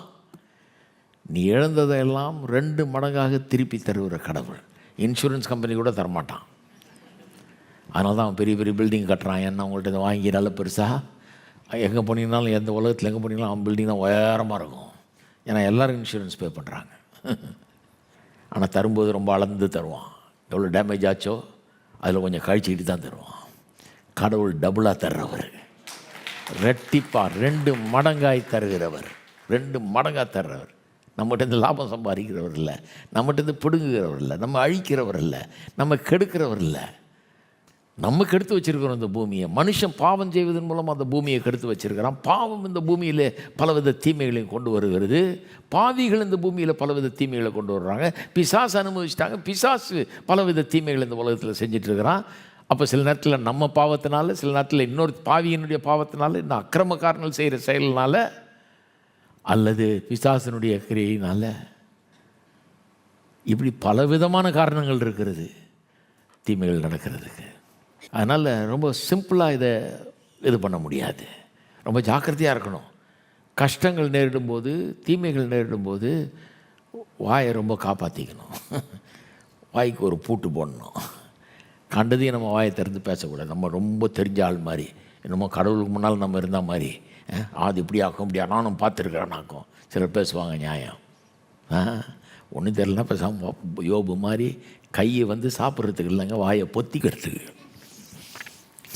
ஆண்டவரே பொத்திக்கிறேன் அப்படின்ட்டு பொத்திக்கிறது நல்லது. பொத்திக்கிட்டா கடவுளுடைய மகிமை அங்கே வெளிப்படும். கடவுள் தான் யார் என்பதை வெளிப்படுத்துவார், அற்புதமாக நடத்துவார். அப்போ முக்கியமாக தெரிஞ்சு கொள்ள வேண்டியது என்ன, பிரச்சனைகள் ஏற்படும் போது இந்த பிரச்சனை நேரத்தில் நான் என்ன பண்ணணும். இவனுக்கு அனுபவித்த மாதிரி ஒரு அனுபவம் அங்கே நடந்தது, நான் அதில் நான் இருந்தேன்னா நான் என்ன பண்ணணும். பாருங்கள், அந்த தேசத்திலே அழிவு நடந்தது. அதில் சில நல்லவர்கள் இருக்க தான் செஞ்சுருப்பாங்க, நல்ல கடவுளுடைய பிள்ளைகள்லாம் இருக்க தான் செய்திருப்பாங்க. அப்போ அந்த நேரத்தில் என்ன பண்ணுவது, எப்படி பண்ணுவது? இந்த சங்கீதக்காரன் காமிக்கிறான் பாருங்கள், என்ன பண்ணுவதுங்கிறத இந்த சங்கீதம் போதிக்கலை. மற்ற சங்கீதங்கள்லாம் நிறைய நான் போதிச்சிருக்கேன். அதெல்லாம் இந்த சங்கீதம் வந்து இந்த சங்கீதமே நம்ம என்ன பண்ணணுன்றதை காட்டுது. என்ன பண்ணணுன்ற 1 2 3ன்னு சொல்லலை இந்த சங்கீதம். ஆனால் இந்த சங்கீதமே என்ன நாம் எப்படி இருக்கணுன்றதை காட்டுது. ஏன் சொல்கிறேன் அப்படின்னா, இந்த சங்கீதத்தை பாருங்கள், அவன் எப்படி சொல்கிறான் பாருங்கள். இவ்வளவு பிரச்சனை இருக்குது, இவங்க பாவம் செஞ்சுருக்காங்க. ஆக்சுவலாக இந்த ஜனங்க வந்து கெட்டு போய் தேவனுக்கு விரோதமாக போய் கீழ்ப்படியாமல் போய் முரட்டாட்டம் பிடிச்சி நடந்து தேவன் சகிச்சு சரி போன்னு விட்டார். அதனால தான் பாபிலோனியர்கள் வந்து மேற்கொள்ளுகிறார்கள். அவ்வளவு நடந்து இவங்க குற்றம்தான் அங்கே மெயினாக, இவர்களுடைய பாவம் தான். எரேமியா தீர்க்கதரிசி சொன்னார், இப்படியே போனீங்கன்னா இதுதான் நடக்கும்னார். அது மாதிரி நடந்துருச்சு. இந்த இதில் வந்து கிளியராக இவங்களுடைய தப்பு, அதனால தான் இதெல்லாம் நடந்தது. அப்போ கூட பாருங்கள் எப்படி ஜெபம் பண்ணுறான்னு. தேவனே, புறஜாதியார் உமது சுதந்திரத்தில் வந்து they come and attacked your inheritance. நாங்கள் வந்து உம்முடைய சுதந்திரம் அப்படின்னா உம்முடைய சொத்து ஆண்டவரே. நாங்கள் இஸ்ரவேல் ஜனங்கள், யூதா கோத்திரத்தார், நாங்கள் வந்து உம்முடைய சுதந்திரம், நாங்கள் உம்முடையவர்கள். வேற ஒன்றும் தொடக்கூடாது எங்களை. நான் தப்பு செஞ்சுருக்கலாம், நான் ஒருவேளை தவறாக போயிருக்கலாம், நான் பாவம் செஞ்சுருக்கலாம், ஆனால் நான் வந்து உம்முடைய சுதந்திரம். எல்லாம் சொல்லுங்கள், உமது சுதந்திரம். எத்தனை பேர் சொல்லுங்கள் நீங்கள் கர்த்தருடைய சுதந்திரம்னு? உமது சுதந்திரம். அந்த உமதுன்ற வார்த்தையை கவனிங்க, எத்தனை தடவை வருது. உமது பரிசுத்த ஆலயத்தை தீட்டுப்படுத்தி, ஏதோ பில்டிங்கை ஒன்றும் பண்ணிடல, உமது பரிசுத்த ஆலயத்தை தீட்டுப்படுத்தி எருசலேமை, தேவனுடைய பட்டணத்தை மண்மேடுகளாக்கினார்கள். பட்டணத்தை நாசம் பண்ணிட்டாங்க. உமது ஊழியக்காரரின் பிரேதங்களை ஆகாயத்து பறவைகளுக்கும், சொல்லுங்க உமது ஊழியக்காரர்கள் அப்படின்னா உம்முடைய மக்களுடைய பிரேதங்களை ஆகாயத்து பறவைகள் உண்ணும்படியாக வச்சிட்டாங்க. உமது பரிசுத்தவான்களின் மாம்சத்தை பூமியின் மிருகங்களுக்கும் இரையாய் கொடுத்தார்கள். உமது உமது உமது உமது 4 தடவை வருது திருப்பி. உமது ஊழியர்கள், உமது பரிசுத்தவான்கள், உமது ஆலயம், உமது சுதந்திரம். அப்போ என்ன அர்த்தம்? பாவம்லாம் செஞ்சாச்சு, அந்த செஞ்ச பாவத்துக்கு பட்டாச்சு, கஷ்டம். இவங்க பாவத்தாலேயே இதை வரவழைச்சிக்கிட்டாங்க. இவங்க தப்பு தான், அது வரவழைச்சது. இது ஒரு தண்டனை மாதிரி தான் அவர்களுக்கு வந்தது. தேவனுடைய நியாய தீர்ப்பு மாதிரி தான் அங்கே நடக்குது. இருந்தாலும் நாங்கள் வந்து உம்முடைய சுதந்திரம், உமக்கு சொந்தமானவர்கள். எப்படி பாருங்கள், நான் சொல்கிறேன், நம்முடைய வாழ்க்கையிலையும் அப்படி தான். நிறைய நேரத்தில் நம்முடைய தப்புனாலே சில பிரச்சனைகள் வருது, நாம் சரியாக இல்லாதனால சில பிரச்சனைகள் வருது. நம்மெல்லாம் மனிதர்கள், சில நேரத்தில் அப்படி தவறுகள் நடக்க தான் செய்கிறது இல்லையா? முரட்டாட்டம், நம்ம கீழ்ப்படுகிறது இல்லை, நம்ம ஆண்டவர் சொல்கிறபடி செய்கிறது இல்லை. அதனால் சில பிரச்சனைகளை நம்மளே வரவழைச்சிக்கிறோம். சிலர் எல்லாம் பிசாசினுடைய செயல்னுவாங்க. இல்லை, பிசாசு தேவையில்லை, ஜனங்களே போதும். பிசாசு லீவுக்கு போனால் கூட தீமை நடந்துக்கிட்டே இருக்கும். ஏன்னா இவங்க இருக்கிறாங்களே, அதனால தான் அவன் ஜாலியாக லீவில் போயிடுறான். நிறைய நேரம் ஒன்றும் பண்ண, அவங்களோட அவங்களே அழிச்சிக்குவாங்கன்னு தெரியும் அவனுக்கு. அப்போ சில நேரத்தில் நம்மளே காரணம் சில இதுக்கு. ஏன்னா நம்ம வந்து மாம்சீகமானவர்களாக இருக்கிறோம். நம்ம அந்த அடுத்த சங்கீதத்தில் பார்த்தோம் இல்லையா, போன சங்கீதம், இவர்கள் மாம்சம், இவன் வந்து அப்படி தான் இருப்பான் அப்படின்னு கடவுளுக்கே புரியுது. இவனுக்கு பல வீக்னஸ் இருக்குது, இவன் வந்து ஒன்றும் பர்ஃபெக்டாக இருக்க போகிறதுல வந்து ரொம்ப கஷ்டம். இவனை வந்து திருத்துறதே ரொம்ப இது பாவம். வேறு வந்து இவனை கெடுத்துருக்குது, கொஞ்சம் கொஞ்சமாக தான் அவனை கொண்டு போகணுன்னு ஆண்டவருக்கே தெரியும்னு போட்டிருக்குது. அப்போ நம்மளே ஒரு வேளை தப்பு செஞ்சாலும் ஒரு நாளும் மறக்கக்கூடாது. அது மூலமாக ஏதாவது இந்த மாதிரி பிரச்சனையில் வரவழைச்சிக்கிட்டா கூட ஒரு நாளும் கடவுள் என்னை நேசிக்கலை, கடவுள் எனக்கு தூரமானவர், என்னை வெறுக்கிறாரு, எனக்கு அவர் தீமை செய்யாருன்னு நினைக்கவே கூடாது. கடவுள் உங்களுக்கு ஒரு நாளும் தீமையை நினைக்கிறதே கிடையாது, ஒரு தீமையை செய்யவே மாட்டார். நம்ம தான் தீமை செஞ்சு நம்ம கெட்டு போய் நம்ம கடவுள் விட்டு தூரமாக போய் எல்லாத்தையும் அனுபவிக்கிறோம். கடவுள் நமக்கு தீமை செய்யவே, நம்முடைய தவறுகள்னால் பல தீமைகள் நடக்குது, ஆனால் கடவுள் தீமை செய்யவே தான் யோபுக்கு காமிக்கிறார். இதுதான் ஏன் நான் ரெட்டத்தனையாக தந்தேன் பார், நான் அதுதான் நான் எல்லாத்தையும் டபுளாக கொடுத்தேன், அதுதான் நான். பார்க்குறான் கடவுள் எப்படிப்பட்டவர்னு. இப்போ நான் சொல்கிறேன், ஒரு நாளும் மறக்கக்கூடாது. யோபுவை போல், சங்கீதக்காரனை போல், நான் உம்முடைய சுதந்திரம், நான் உம்முடைய ஊழியக்காரன், நான் உம்முடைய மக்களை சேர்ந்தவன், உமது உடன்படிக்கையின் பிள்ளை, நான் இரத்தத்தால் மீட்டு கொள்ளப்பட்டவன், உன் மேலே என் நம்பிக்கையை வச்சவன் நான். ஆமாம், சில தவறுகளை செஞ்சுருக்கலாம், இருந்தாலும் உண்மையில நான் நம்பிக்கையை வச்சுருக்கிறேன், உண்மை சார்ந்து இருக்கிறேன், உண்மை நம்புகிறேன். எத்தனை பேர் சொல்கிறீங்க அதான் கரெக்டுன்னு? இதுதான் ரைட் அப்ரோச். ஒரு நாள் கடவுள் எனக்கு எதிராக இருக்கிறாருன்னு நினச்சிங்கன்னா தப்பு. கடவுள் உங்களுக்கு எதிராக கிடையாது. வேலை இல்லை அவருக்கு. ஏங்க அவர்னா சில்லறத்தனமானவரா? உங்களை எந்த நேரம் போட்டு சாத்தலான்னு இருக்காரு? கிடையாதுங்க. கடவுள் உங்களுக்கு எதிராளி இல்லை. அவர் உங்களுக்கு எப்படி நன்மை செய்யலான்னு பூமி எங்கும் அவருடைய கண்கள் உலாவி கொண்டிருக்கிறது அப்படின்னு பைபிள் சொல்லுது. தேடிட்டு இருக்கிறாராம் யாருக்கு நன்மை செய்யலான்னு. யார் விசுவாசிப்பா, யார் என்னை நோக்கி பார்ப்பா, யார் என்னை நம்புவான்னு தேடிட்டு இருக்கிறாராம். நம்ம அவர் மேலே என்ன தப்பு கண்டுபிடிக்கலான்னு தேடிட்டு இருக்கிறோம். அவர் ஏன் அப்படி செஞ்சார், இதை ஏன் அப்படி பண்ணார், அதை ஏன் அனுமதி கிடையாது. ஞானிகள் மாதிரி பேசக்கூடாது. இந்த கஷ்டங்கள் நேரிடும் போது, ஆண்டவரே நான் உமக்கு சொந்தமானவன், உமக்கு சொந்தம், உம்மிடத்தில் திரும்புகிறேன், நான் உமக்கு சொந்தமானவன். ஒருவேளை இந்த பிரச்சனைகளை நானே வரவழைச்சிருக்கலாம், ஆனால் நான் உமக்கு சொந்தமானவன், எனக்கு உதவி செய்ய. ஆமென். எத்தனை பேர் சொல்கிறீங்க கர்த்தருக்கு சொந்தமானவர் இல்லைங்கன்னு? இதை சொல்லி சொல்லி ஜெபம் பண்ணணும் பாருங்கள். நான் உமது சுதந்திரம். எல்லோரும் ஜெபம் பண்ணுவோம், எல்லோரும் கண்களே மூடி ஜெபம் பண்ணுவோம். ஆண்டவரே உமக்கு ஸ்தோத்திரங்க தாவே, இந்த பெரிய உணர்வை எங்களுக்கு கட்டளையிடுவீராக. நாங்கள் உம்முடைய சுதந்திரம், நீர் மீட்டு கொண்ட மக்கள். நாங்கள் ரத்தத்தை சிந்தி கல்வாரி சிலுவையில் மீட்டு கொண்டீர், எங்களை மண்டலில் இழுத்து கொண்டீர், எங்களை காணாமற் போயிருந்த எங்களை தேடி வந்தீர், எங்களை கண்டெடுத்தீர், எங்களை சேர்த்து கொண்டீர், எங்களுக்கு எல்லாவற்றுக்கு எல்லாமாய் இருக்கிறீர். உமக்கு ஸ்தோத்திரம் கர்த்தாவே, உமக்கு ஸ்தோத்திரம் ஸ்தோத்திரம் ஸ்தோத்திரம் ஸ்தோத்திரம். நாங்கள் உமது சுதந்திரம் கர்த்தாவே, நாங்கள் உம்முடையவர்கள், நாங்கள் உம்முடையவர்கள். எங்கள் வாழ்க்கையில் எப்பேற்பட்ட கஷ்டங்கள் துன்பங்கள் என்ன நேரிட்டாலும் கர்த்தாவே, இதை நாங்கள் மறப்பதில்லை, இதை நாங்கள் மறப்பதில்லை. அது பல காரணங்களுக்காக நேரிடலாம், ஆனால் நீர் அதற்கு காரணம் இல்லை. நீர் நல்லவர், நல்லதை மாத்திரமே செய்கிறவர், நன்மையை மாத்திரமே செய்கிறவர். எங்களுக்கு எப்போதும் போதுமானவர், நன்மை செய்ய எங்களுக்கு தேடி கொண்டிருக்கிறவர் நீர். உங்களுடைய கண்கள் எங்களை தேடி நோக்கி தேடிக்கொண்டிருக்கிறபடியால் உமக்கு ஸ்தோத்திரம் ஸ்தோத்திரம் ஸ்தோத்திரம் ஸ்தோத்திரம் ஸ்தோத்திரம் கர்த்தாவே. ஸ்தோத்திரம் தேவனே, உமக்கு ஸ்தோத்திரம். இது மாதிரி ஜெபம் பண்ணியிருக்கீங்களா? ஜெபம் பண்ணி பாருங்கள். நான் உம்முடையவன் ஆண்டவரே, நான் உம்முடையவள், உமக்கு சொந்தம். என் மேலே அந்நியன் கையை வைக்க முடியாது, என்ன பிசாசு தொட முடியாது, என்ன எதுவும் தொட்டு அழிக்க முடியாது. நான் உமக்கு சொந்தமானவன். இரத்த கோட்டைக்குள்ளே என்னை மறைத்து கொண்டிருக்கிறீர், என்னை பாதுகாக்கிறீர், எனக்காக நீர் இருக்கிறீர், உம்முடைய பராமரிப்பின் கீழே நான் இருக்கிறேன், உம்முடைய அரவணைப்பில் நான் இருக்கிற ஆண்டவரே, உமக்கு ஸ்தோத்திரம். ஆமென். யாரும் நம்மளை கெடுக்க முடியாது, யாரும் நம்மளை நாசமாக்க முடியாது. நம்ம ஒன்றும் பர்ஃபெக்ட் கிடையாது, ஆனால் இன்னொருத்தனை அப்படியெல்லாம் நாசமாக கடவுள் விட மாட்டார். ஆமென். செய்ய மாட்டார். கடவுளை நாடினவன் கடவுளை பிடிச்சிக்கிட்டா பதிலை கொண்டு வருவார், பிரச்சனைகளை தீர்ப்பார், அழிவை நீக்குவார், வாழ்வை கொண்டு வருவார் அப்படிங்கிறது நிச்சயம். ஆமென். அடுத்தது 5-12 ஆக்சுவலாக 5-8 ஒரு ஸ்டான்ஸா, 9-12 இன்னொரு ஸ்டான்ஸா, அப்புறம் 13 ஒரு மாதிரி க்ளோசிங் காமெண்ட் மாதிரி. அப்படி தான் இதை பிரிக்கணும். ஆனால் 5-12 ஒரே இதாக பார்ப்போம், ஏன்னா அது முழுசாக ஜெபம். 5-12 மொத்தமாக ஜெபம்.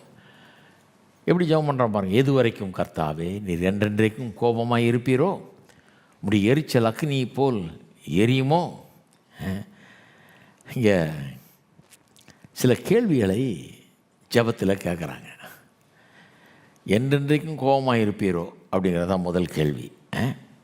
இதே கேள்வி தான் 74 சங்கீதத்தில் அந்த அடுத்த சங்கீதம், இதே மாதிரி சங்கீதம்னு சொன்னேன் இல்லையா, இதே சூழ்நிலையில் எழுதப்பட்ட சங்கீதம். அங்கேயும் அதே தான். என்றைக்கும் கோபமாக இருப்பீரோ, எரிச்சல் அக்னியை போல எரியுமோ, உம்மை அறியாத ஜாதிகள் மேலும் நாமத்தை தொழுது கொள்ளாத ராஜ்யங்கள் மேலும் உடைய உக்கிரத்தை ஊற்றிவிடும். அவர்கள் யாக்கோபை பட்சித்து அவன் குடியிருப்பை பாழாக்கினார்களே. பூர்வ காலத்து அக்கிரமங்களை எங்களுக்கு விரோதமாக நினையாதையும் உடைய இரக்கங்கள் சீக்கிரமாக எங்களுக்கு நேரிடுவதாக. நாங்கள் மிகவும் தாழ்த்தப்பட்டு போனோம். ஜெபத்தை பாருங்கள். எங்களை ரட்சிக்கும் தேவனே, நீர் உமது நாமத்தின் மகிமையின் நிமித்தம் எங்களுக்கு உதவி செய்து உமது நாமத்தின் நிமித்தம் எங்களை விடுவித்து எங்கள் பாவங்களை நிவர்த்தியாக்கும். அவருடைய தேவன் எங்கே என்று புறஜாதிகள் சொல்வானேன். உமது ஊழியக்காரருடைய சிந்துண்ட இரத்தத்தின் பழி வாங்குதல் ஜாதிகளுக்குள்ளே எங்கள் கண்களுக்கு முன்பாக விளங்கும்படி செய்யும். கட்டுண்டவனுடைய பெருமூச்சு உமக்கு முன்பாக வரட்டும். கொலைக்கு நியமிக்கப்பட்டவர்களை உமது புயபலத்தினால் உயிரோடே காத்திரலும். ஆண்டவரே, எங்கள் அயலார் உம்மை நிந்தித்த நிந்தையை ஏழத்தனையாக அவர்கள் மடியிலே திரும்ப பண்ணும். 2 பெரிய கேள்வி கேட்குறாங்க. ஒன்று வந்து எது வரைக்கும் கர்த்தாவே நீர் என்றைக்கும் கோபமாக இருப்பீரோ? ஃபாரெவர். இதுனா எப்போவுமே இருக்குமா? இல்லை இதுக்கு முடிவு உண்டா? எங்கள் மேலே ரொம்ப கோபமாக இருக்கீரோ? தெரியுது தப்பு பண்ணிட்டோன்னு, கோபமாக இருப்பீரோ அப்படின்றாங்க. அடுத்தது 10ஆம் வசனத்தில், அவருடைய தேவன் எங்கே என்று புறஜாதிகள் சொல்லுவானேன். அப்போ இந்த 2 கேள்விகளுமே என்ன சொல்லுது? கர்த்தாவே எங்களுக்கு உதவி செய்யும், எங்களுடைய விரோதிகளை தண்டியும். அதுதான் இந்த 2 கேள்விகளுடைய சாராம்சம். இதில் சில கேள்விகள், சில அறிக்கைகள், சில ஸ்டேட்மெண்ட்ஸ் இருக்குதுங்க. 4 அதில் ஒன்று ஒன்றா சொல்கிறேன் பாருங்கள், அப்போ நல்லா புரியுது. 1, 5ஆம் வசனம், எது வரைக்கும் கர்த்தாவே நீர் என்றென்றைக்கும் கோபமாய் இருப்பீரோ? உம்முடைய எரிச்சல் அக்னியை போல எரியுமோ அப்படின்னு கேட்குறாங்க. அதாவது எவ்வளோ நாள் இது இருக்கும், எவ்வளோ நாள் தொடரும் அப்படின்றாங்க. அவங்களுக்கு தெரியுது நல்லா அவங்க பாவம் செஞ்சிட்டாங்கன்னு, வார்த்தையிலும் எண்ணத்திலும் செயலிலும் பாவம் செஞ்சிட்டாங்கன்னு அவங்களுக்கு தெரியுது நல்லா. அவர் நியாயம் தீர்க்கும்போது கூட இரக்கத்தை, அந்த நியாயம் தீர்ப்பில் கூட அவருடைய இரக்கத்தை பார்க்கலாங்கிறது தெரியுது. அவரில் உண்மையாக தண்டித்தா இதை விட அதிகமாக அவங்க பாடுபட்டிருக்கணும்னு தெரியுது அவங்களுக்கு. ஆனால் கர்த்தர் இரக்கம் உள்ளவர். அதனால் எவ்வளோ காலம் இது இருக்கும்னு கேட்குறாங்க. நிறைய நேரத்தில் நிறைய சஃபரிங் பீப்புள், பாடுபடுகிற ஜனங்கள் கேட்கிற கேள்வி, எவ்வளோ நாளைக்கு ஆண்டவரே, எவ்வளோ நாளைக்கு இப்படிப்பட்ட சூழ்நிலையை நான் சந்திப்பது, எவ்வளோ நாளைக்கு நான் இப்படி வாழ்வது? இப்போ வெளிப்படுத்தின விசேஷத்தில் ஒரு அருமையான வசனம் இருக்குது பாருங்கள், இரத்த சாட்சிகளை பற்றி சொல்லியிருக்குது. 6ஆம் வசனத்தில் பார்த்துருப்பீங்க நீங்கள், சும்மா வாசித்தரேன் நான். 6:10 வெளிப்படுத்தல் 6:10 பார்த்தீங்கன்னா, அவர்கள் பரிசுத்தமும் சத்தியமுள்ள ஆண்டவரே, தேவரீர் பூமியின் மேல் குடியிருக்கிறவர்களிடத்தில் எங்கள் இரத்தத்தை குறித்து எதுவரைக்கும் நியாய தீர்ப்பு செய்யாமலும் பழி வாங்காமலும் இருப்பீர் என்று மகா சத்தமாய் கூப்பிட்டார்கள். இரத்த சாட்சிகள் தேவனை நோக்கி கூப்பிட்றாங்களாம். பூமியில் இருக்கிற ஜனங்க எங்கள் இரத்தத்தை குறித்து அவங்க எங்களை கொன்னாங்க, நாங்கள் இரத்த சாட்சியில் மறித்தோம், எது வரைக்கும் அவங்களை கேட்காமல் இருப்பீர்? நீர் நியாயம் தீர்க்காமல் இருப்பீர், நியாய தீர்ப்பு செய்யாமல் எது வரைக்கும் இருப்பீர்? பழி வாங்காமல் எவ்வளோ நாள் இருப்பீர்? எவ்வளோ நாள்? ஹவு லாங் அப்படிங்கிற கேள்வியை கேட்கிறார்கள். இந்த ஹவு லாங்ன்றது நிறைய ஜபத்தில் வருது பாருங்கள். செயின்ட் ஆகஸ்டின் ஒருத்தர் இருந்தார், நான் சொல்லியிருக்கேன் அவரை பற்றி. பெரிய பரிசுத்தவான், 4ஆவது நூற்றாண்டு முடிவிலும் 5ஆவது நூற்றாண்டின் துவக்கத்திலும் வாழ்ந்தவர். அவர் 19 வயசாக இருக்கும்போதே பெரிய பாவியாக வாழ்ந்து, இச்சை ரொம்ப அதிகம் அவருக்கு, பெண்கள் மோகம் அதிகம் ரொம்ப. 19 வயசுலேயே தகாத முறையில் ஒரு குழந்தையை பெற்றுக்கிட்டு ஒரு பெண்ணோட வாழ்க்கை நடத்தினவர் அவர். மற்ற பல பெண்களோட உறவு வச்சுட்டு இருந்தவர் அவர். 19 வயசு சிறுவனாக இருக்கும்போதே அவங்க அம்மா கண்ணீர் விட்டு கதறுவாங்களாம், இப்படி இருக்கிறானே, இப்படி கெட்டு போய் பொல்லாதவனாக இருக்கானேன்னு சொல்லி அழுவாங்களாம். கடைசியில் போய் அங்கே ஒரு பிஷப் பிரசங்கம் பண்ணுறதை கேட்டுட்டு உள்ளத்தில் கடவுள் தொட ஆரம்பிச்சிட்டாரு. உள்ளத்தில் ஒரு கன்விக்ஷன் வந்துருச்சு, நான் பாவி, ஆண்டவர்கிட்ட திரும்பணும்னு ஒரு இது வந்துருச்சு. ஆனால் இவனுடைய பாவம் வந்து இவனை விடமாட்டேன்தான். இந்த பாவ இச்சைகள், இந்த வாழ்க்கை பழகியாச்சு, இப்படியே போயாச்சு, அதை விட்டு விலக முடியல. இந்த இச்சை அவரை ரொம்ப அதிகமாக பாதிச்சு, அப்படி நீ கடவுளுக்கு ஒப்பு கொடுத்தினா இதெல்லாம் பண்ண முடியாது நீ அப்படிங்கிற மாதிரி தடுக்குது அது. ஒரு நாள் தன்னுடைய நண்பனுடைய தோட்டத்தில் போய் உட்காந்துக்கிட்டு அவர் ஜெபம் பண்ணதா சொல்கிறார். ஆண்டவர்கிட்ட எப்படி ஜெபம் பண்ணான்னு சொல்கிறார். கண்ணீர் விட்டு ஜெபம் பண்ணாராம். அப்போ சொன்னாராம், அது இதே 5ஆம் வசனத்தை அவர் கோட் பண்ணுறார். சங்கீதம் 79:5 கோட் பண்ணுறார். எது வரைக்கும் கர்த்தாவே, எது வரைக்கும் அவருடைய ஜெபம். 8ஆம் வசனத்தையும் கோட் பண்ணுறாரு. பூர்வ காலத்து அக்கிரமங்களை நினையாதேயும், நான் முன்னே செஞ்ச பாவங்கள் எல்லாம் நினையாதே. எவ்வளோ நாள் இந்த அடிமைத்தனத்தில் வாழ்கிறது, எவ்வளோ நாள் இப்படியே போகிறது, எப்படியே இந்த அழிவின் பாதையிலே எவ்வளோ நாள் செல்வது அப்படின்னு கதறி விட்டு அழுதாராம் பாருங்கள். அழுதுட்டு இருக்கும்போது கண்ணீராக கொட்டு தான். அங்கே ஒரு சின்ன பையன் பாட்டு பாடிக்கிட்டே விளையாடுறான்னா அந்த தோட்டத்தில். என்ன பாட்டு பாடுறான்னா, டோலே லெகே, லத்தீன் மொழியில் அது டோலே லெகேனா டேக் அப் அண்ட் ரீட், எடுத்து வாசி அப்படின்னு அர்த்தம். என்னடா அது டோலே லெகேன்னு பாடுறான்னு, எடுத்து வாசின்னு பாடுறான்னு சொல்லிட்டு போய் ஒரு பைபிள் எடுத்தாராம் பாருங்கள். எடுத்து சும்மா அப்படி திருப்பினாராம். திருப்புனா சும்மா எங்கே திருப்பணுன்னே தெரியாமல் திருப்பி இருக்கிறாரு. திருப்புனா ரோமர் 13ஆம் அதிகாரத்துக்கு போயிருக்குது. அது நேராக ரோமர் 13ஆம் அதிகாரத்தில் 13-14 வசனங்கள் அதை வாஸ்தாரம். அங்கே சொல்லியிருக்கு, களியாட்டும் வெறியும் வேசித்தனமும் காம விகாரமும் வாக்குவாதமும் பொறாமையும் உள்ளவர்களாய் நடவாமல் பகலிலே நடக்கிறவர்களைப் போல சீராய் நடக்க கடவோம். துரிச்சைகளுக்கு இடமாக உடலை பேணாமல் இருந்து கர்த்தராகிய இயேசு கிறிஸ்துவை தரித்து கொள்ளுங்கள். என்ன வசனம் பாருங்கள் இந்த மனுஷனுக்கு. சும்மா அப்படி சகட்டு மேனிக்கு திறந்தா அந்த வசனம் தான் கண்ணில் படுதான். களியாட்டு வெறி வேசித்தனம் காம விகாரம் வாக்குவாதம் பொறாமை இதெல்லாம் இருக்கக்கூடாது. சீராக நடங்க. துர்ச்சைகளுக்கு இடமாக உடலை பேணாதீங்கள். கர்த்தராகிய இயேசு கிறிஸ்துவை தரித்து கொள்ளுங்கள்னு வாசித்தோன்னே பாருங்கள், கடவுளுடைய வார்த்தை அற்புதமானது. வானத்தையும் பூமியும் உண்டாக்குற வார்த்தை சொன்ன அப்படி ஆகும். வெளிச்சம் உண்டாகக்கூடாதுன்னு ஆகுது. அப்போ இந்த வார்த்தையை எடுத்து இது சும்மா வாசித்தா ஒன்றும் உரைக்காது. எத்தனையோ பேர் வாசிச்சிருக்காங்க, அது சரி இதை செஞ்சுட்டே தான் இருப்பாங்க.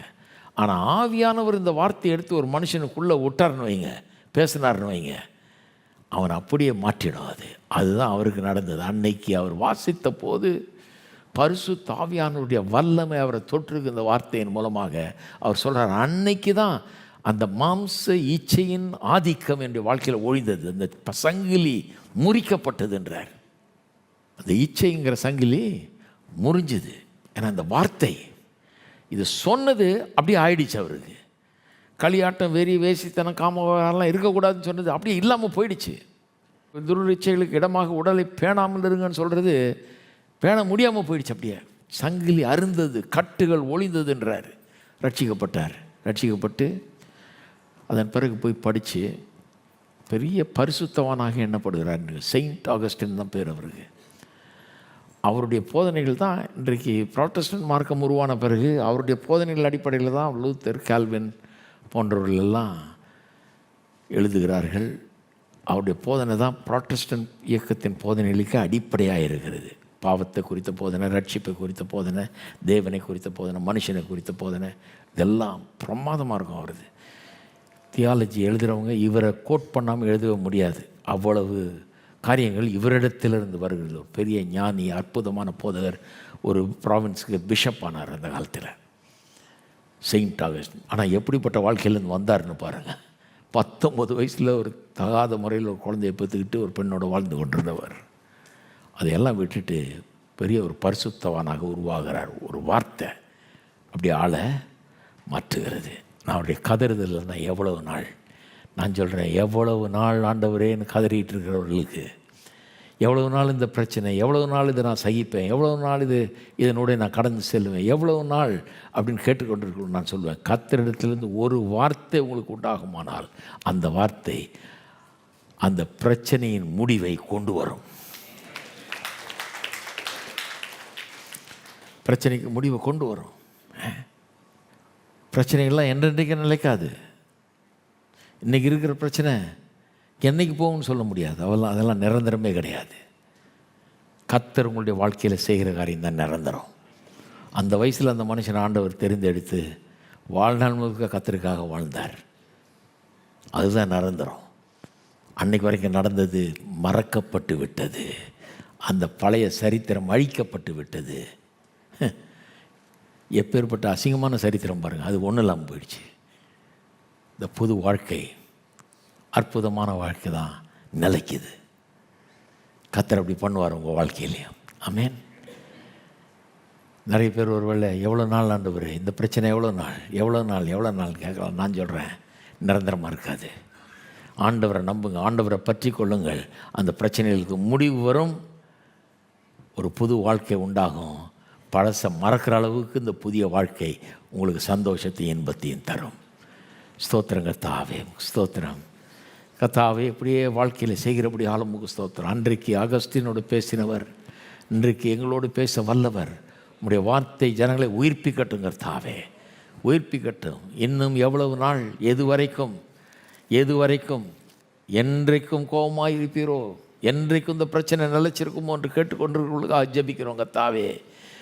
அதுக்கு ஒரு முடிவு உண்டு என்பதை அவர்கள் அறிந்து கொள்ளட்டும். இயேசுவின் நாமத்தினாலே அந்த காரியங்களுக்கு முடிவு உண்டாகட்டும்.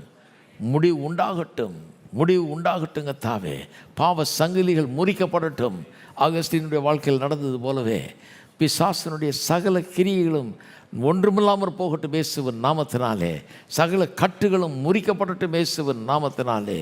ஓ, பெரிய விடுதலை, சமாதானம், சுகம், பலன், ஆரோக்கியம் இயேசுவின் நாமத்திலே உண்டாகட்டும். உண்டாகட்டும் கர்த்தாவே, உண்டாகட்டும் இயேசுவின் நாமத்தினாலே. உம்முடைய வார்த்தை பதில்களை உண்டாக்கட்டும். உலகத்தை உண்டாக்கின வார்த்தை இன்றைக்கு பிரச்சனைகளுக்கான பதில்களை இயேசுவின் நாமத்திலே உண்டாக்கட்டும். ஸ்தோத்திரம். ரெண்டாவது, விரோதிகளை தண்டிக்கும்படியாக ஜெபம் பண்ணுறாங்க. 6:7 பாருங்கள். உம்மை அறியாத ஜாதிகள் மேலும் உமது நாமத்தை தொழுது கொள்ளாத ராஜ்யங்கள் மேலும் உடைய உக்கிரத்தை ஊற்றிவிடும். அவர்கள் யாக்கோபை பட்சித்து அவள் குடியிருப்பை பாழாக்கினார்களே. அதாவது பாபிலோனியர்கள் மேலே உம்முடைய உக்கிரத்தை ஊற்றும், கோபத்தை அவங்க மேலே ஊற்றும் என்று ஜெபம் பண்ணுறாங்க. 10ஆம் வசனம் பாருங்கள். அவருடைய தேவன் எங்கே என்று புறஜாதிகள் சொல்லுவானேன். உமது ஊழியக்காரருடைய சிந்துண்ட இரத்தத்தின் பழி வாங்குதல் ஜாதிகளுக்குள்ளே எங்கள் கண்களுக்கு முன்பாக விளங்கும்படி செய்யும். அவங்கள பழி வாங்கிறத என் கண்ணால் பார்க்கணும், நாங்கள் பார்க்கணும் அப்படின்னு ஜெபம் பண்ணுறான். அவங்களுக்கு நீர் செய்கிறத எங்கள் கண்கள் பார்க்கணும்னு ஆண்டவரேன்னு ஜெபம் பண்ணுறான். கட்டுண்டவனுடைய பெருமூச்சு முன்பாக வரட்டும். கொலைக்கு நியமிக்கப்பட்டவர்களை புய பலத்தினால் உயிரோடே காத்திரளும். ஆண்டவரே, எங்கள் அயலார் உம்மை நிந்தித்த நிந்தையை, இதை கவனிங்க, ஏழத்தனையாக அவர் மடியில் திரும்ப பண்ணும். எங்களுக்கு அவன் பண்ணதை 7 மடங்கு அவனுக்கு திரும்ப பண்ணும் ஆண்டவரேன்னு ஜெபிக்கிறாங்க. விரோதிகளுக்காக, பாபிலோனியருக்காக. இது இப்படி ஜெபத்தை பார்க்கும்போது நமக்கு ஒரு மாதிரி டிஸ்டர்பன்ஸாக இருக்குது. ஏன்னா நம்ம கிறிஸ்தவர்கள் நம்மளுக்கு விரோதிகளை கூட மன்னிக்க சொல்லி ஏசு சொல்லிட்டு போயிட்டார். அதனால் இது என்னது, அவர் ஏசு விரோதிகளோடு மன்னிட்டார், இவங்க இப்படி ஜெபம் பண்ணுறாங்களே, இது சரியா அப்படின்னு சிலர் கேட்கலாம். இதில் 2 காரியங்களை நினைவில் வைக்கணும். ஒன்று, சில நேரத்தில் ஒரு தப்பு பண்ணிடுறோம். நம்ம விரோதியில் மன்னிக்கணும், சரிதான், இயேசு சொன்னது சரிதான், மன்னிக்கலாம். ஆனால் சில நேரத்தில் என்ன பண்ணுறோம், தேவனுக்கு விரோதமாக காரியங்களை செய்கிறவர்களை, அவங்க செய்கிற காரியங்களை மன்னிக்கணுங்கிறதுக்காக அதை ஒரு பெருசாகவே எடுத்துக்கிறது இல்லை, அது ரொம்ப சாதாரணமாக எடுத்துக்கிறது. அவங்க ஒன்றும் செய்யாத மாதிரி அவங்கள்ட்ட அப்படியே சிரிச்சிட்டு போயிடுறோம் பாருங்கள். அதுதான் சரியில்லை,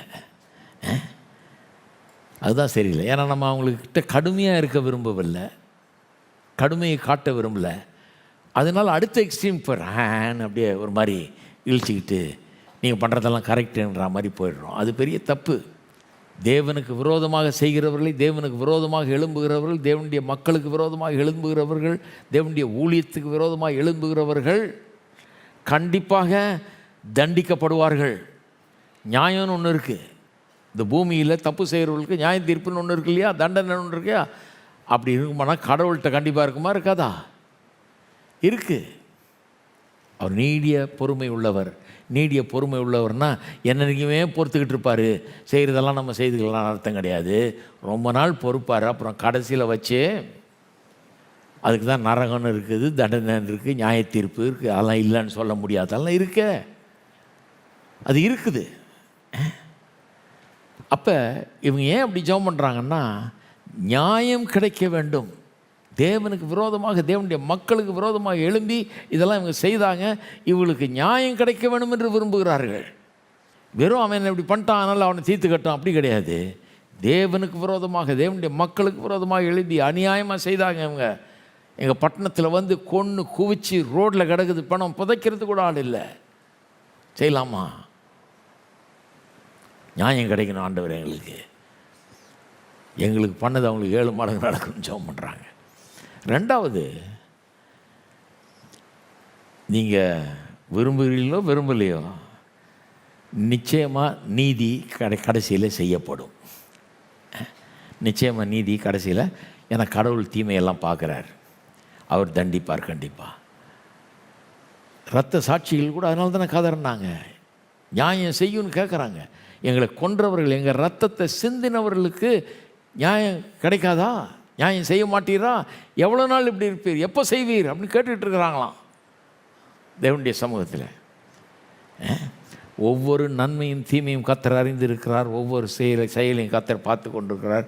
கண்டிப்பாக அதற்குரிய தண்டனை கிடைத்தாகும். இன்றைக்கி ஒரு கிருபையின் காலத்தில் வாழ்ந்துக்கிட்டு இருக்கிறோம். நீடிய பொறுமை உள்ளவராக கர்த்தர் காத்துட்டு இருக்கிறார்.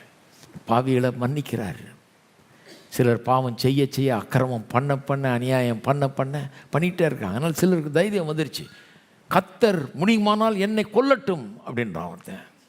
இன்னொருத்தன் சொல்கிறான் கர்த்தர் வேணும்னா என்னை சபிக்கட்டும் பார்க்கலாம் அப்படின்றான். ஏன்னா ஒன்றுமே செய்யாதனால எங்கே இருக்கிறார் அப்படின்னு. நேபுகாத்நேசர் சொன்னான் இல்லையா, பெரிய சிலையை வச்சுட்டு இதை ஆராதிக்கலாம் கொண்டுடுவேன்னு சொன்னான். அப்போ இந்த 3 பேர் நாங்கள் வணங்க மாட்டோன்றாங்க. அப்போ சொல்கிறான், எந்த தெய்வம் உங்களை காப்பாற்றுன்னு பார்க்கலாம். உங்கள் தெய்வம் எங்கேயா? எந்த தெய்வம் உங்களை காப்பாற்றும்? கடைசியில் அவன் வாயாலே சொல்ல வச்சார், இந்த தெய்வம் தான் மெய்யான தெய்வம். இந்த தெய்வம் ரட்சிக்கிறது போல ஒரு தெய்வம் ரட்சிப்பது இல்லைன்னா.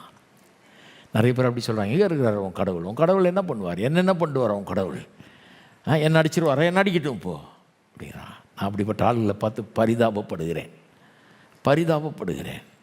இன்றைக்கி கடவுள் அவங்களை அடிக்காதனால என்றைக்குமே விழாதுன்னு நினச்சிட்டு இருக்கக்கூடாது.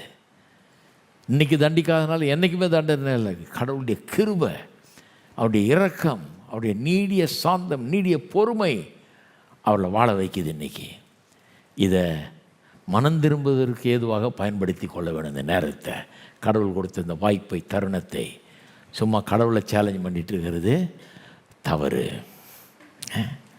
இல்லையா? ஏன்னா கண்டிப்பாக தண்டனை கிடைக்கும். நான் கடவுள் தண்டிப்பாராங்க, கண்டிப்பாக தண்டிப்பார். ஊரில் எவனாவது தப்பு செஞ்சால் தண்டிக்கலன்னா நீங்கள் கேட்க மாட்டீங்க, நான் ஊராக காடா இதுன்னு, நாடா காடா அனுப்பிங்க. தண்டனை கிடையாது ஒருத்தன் தப்பு செய்கிறதுக்குன்னுவீங்க.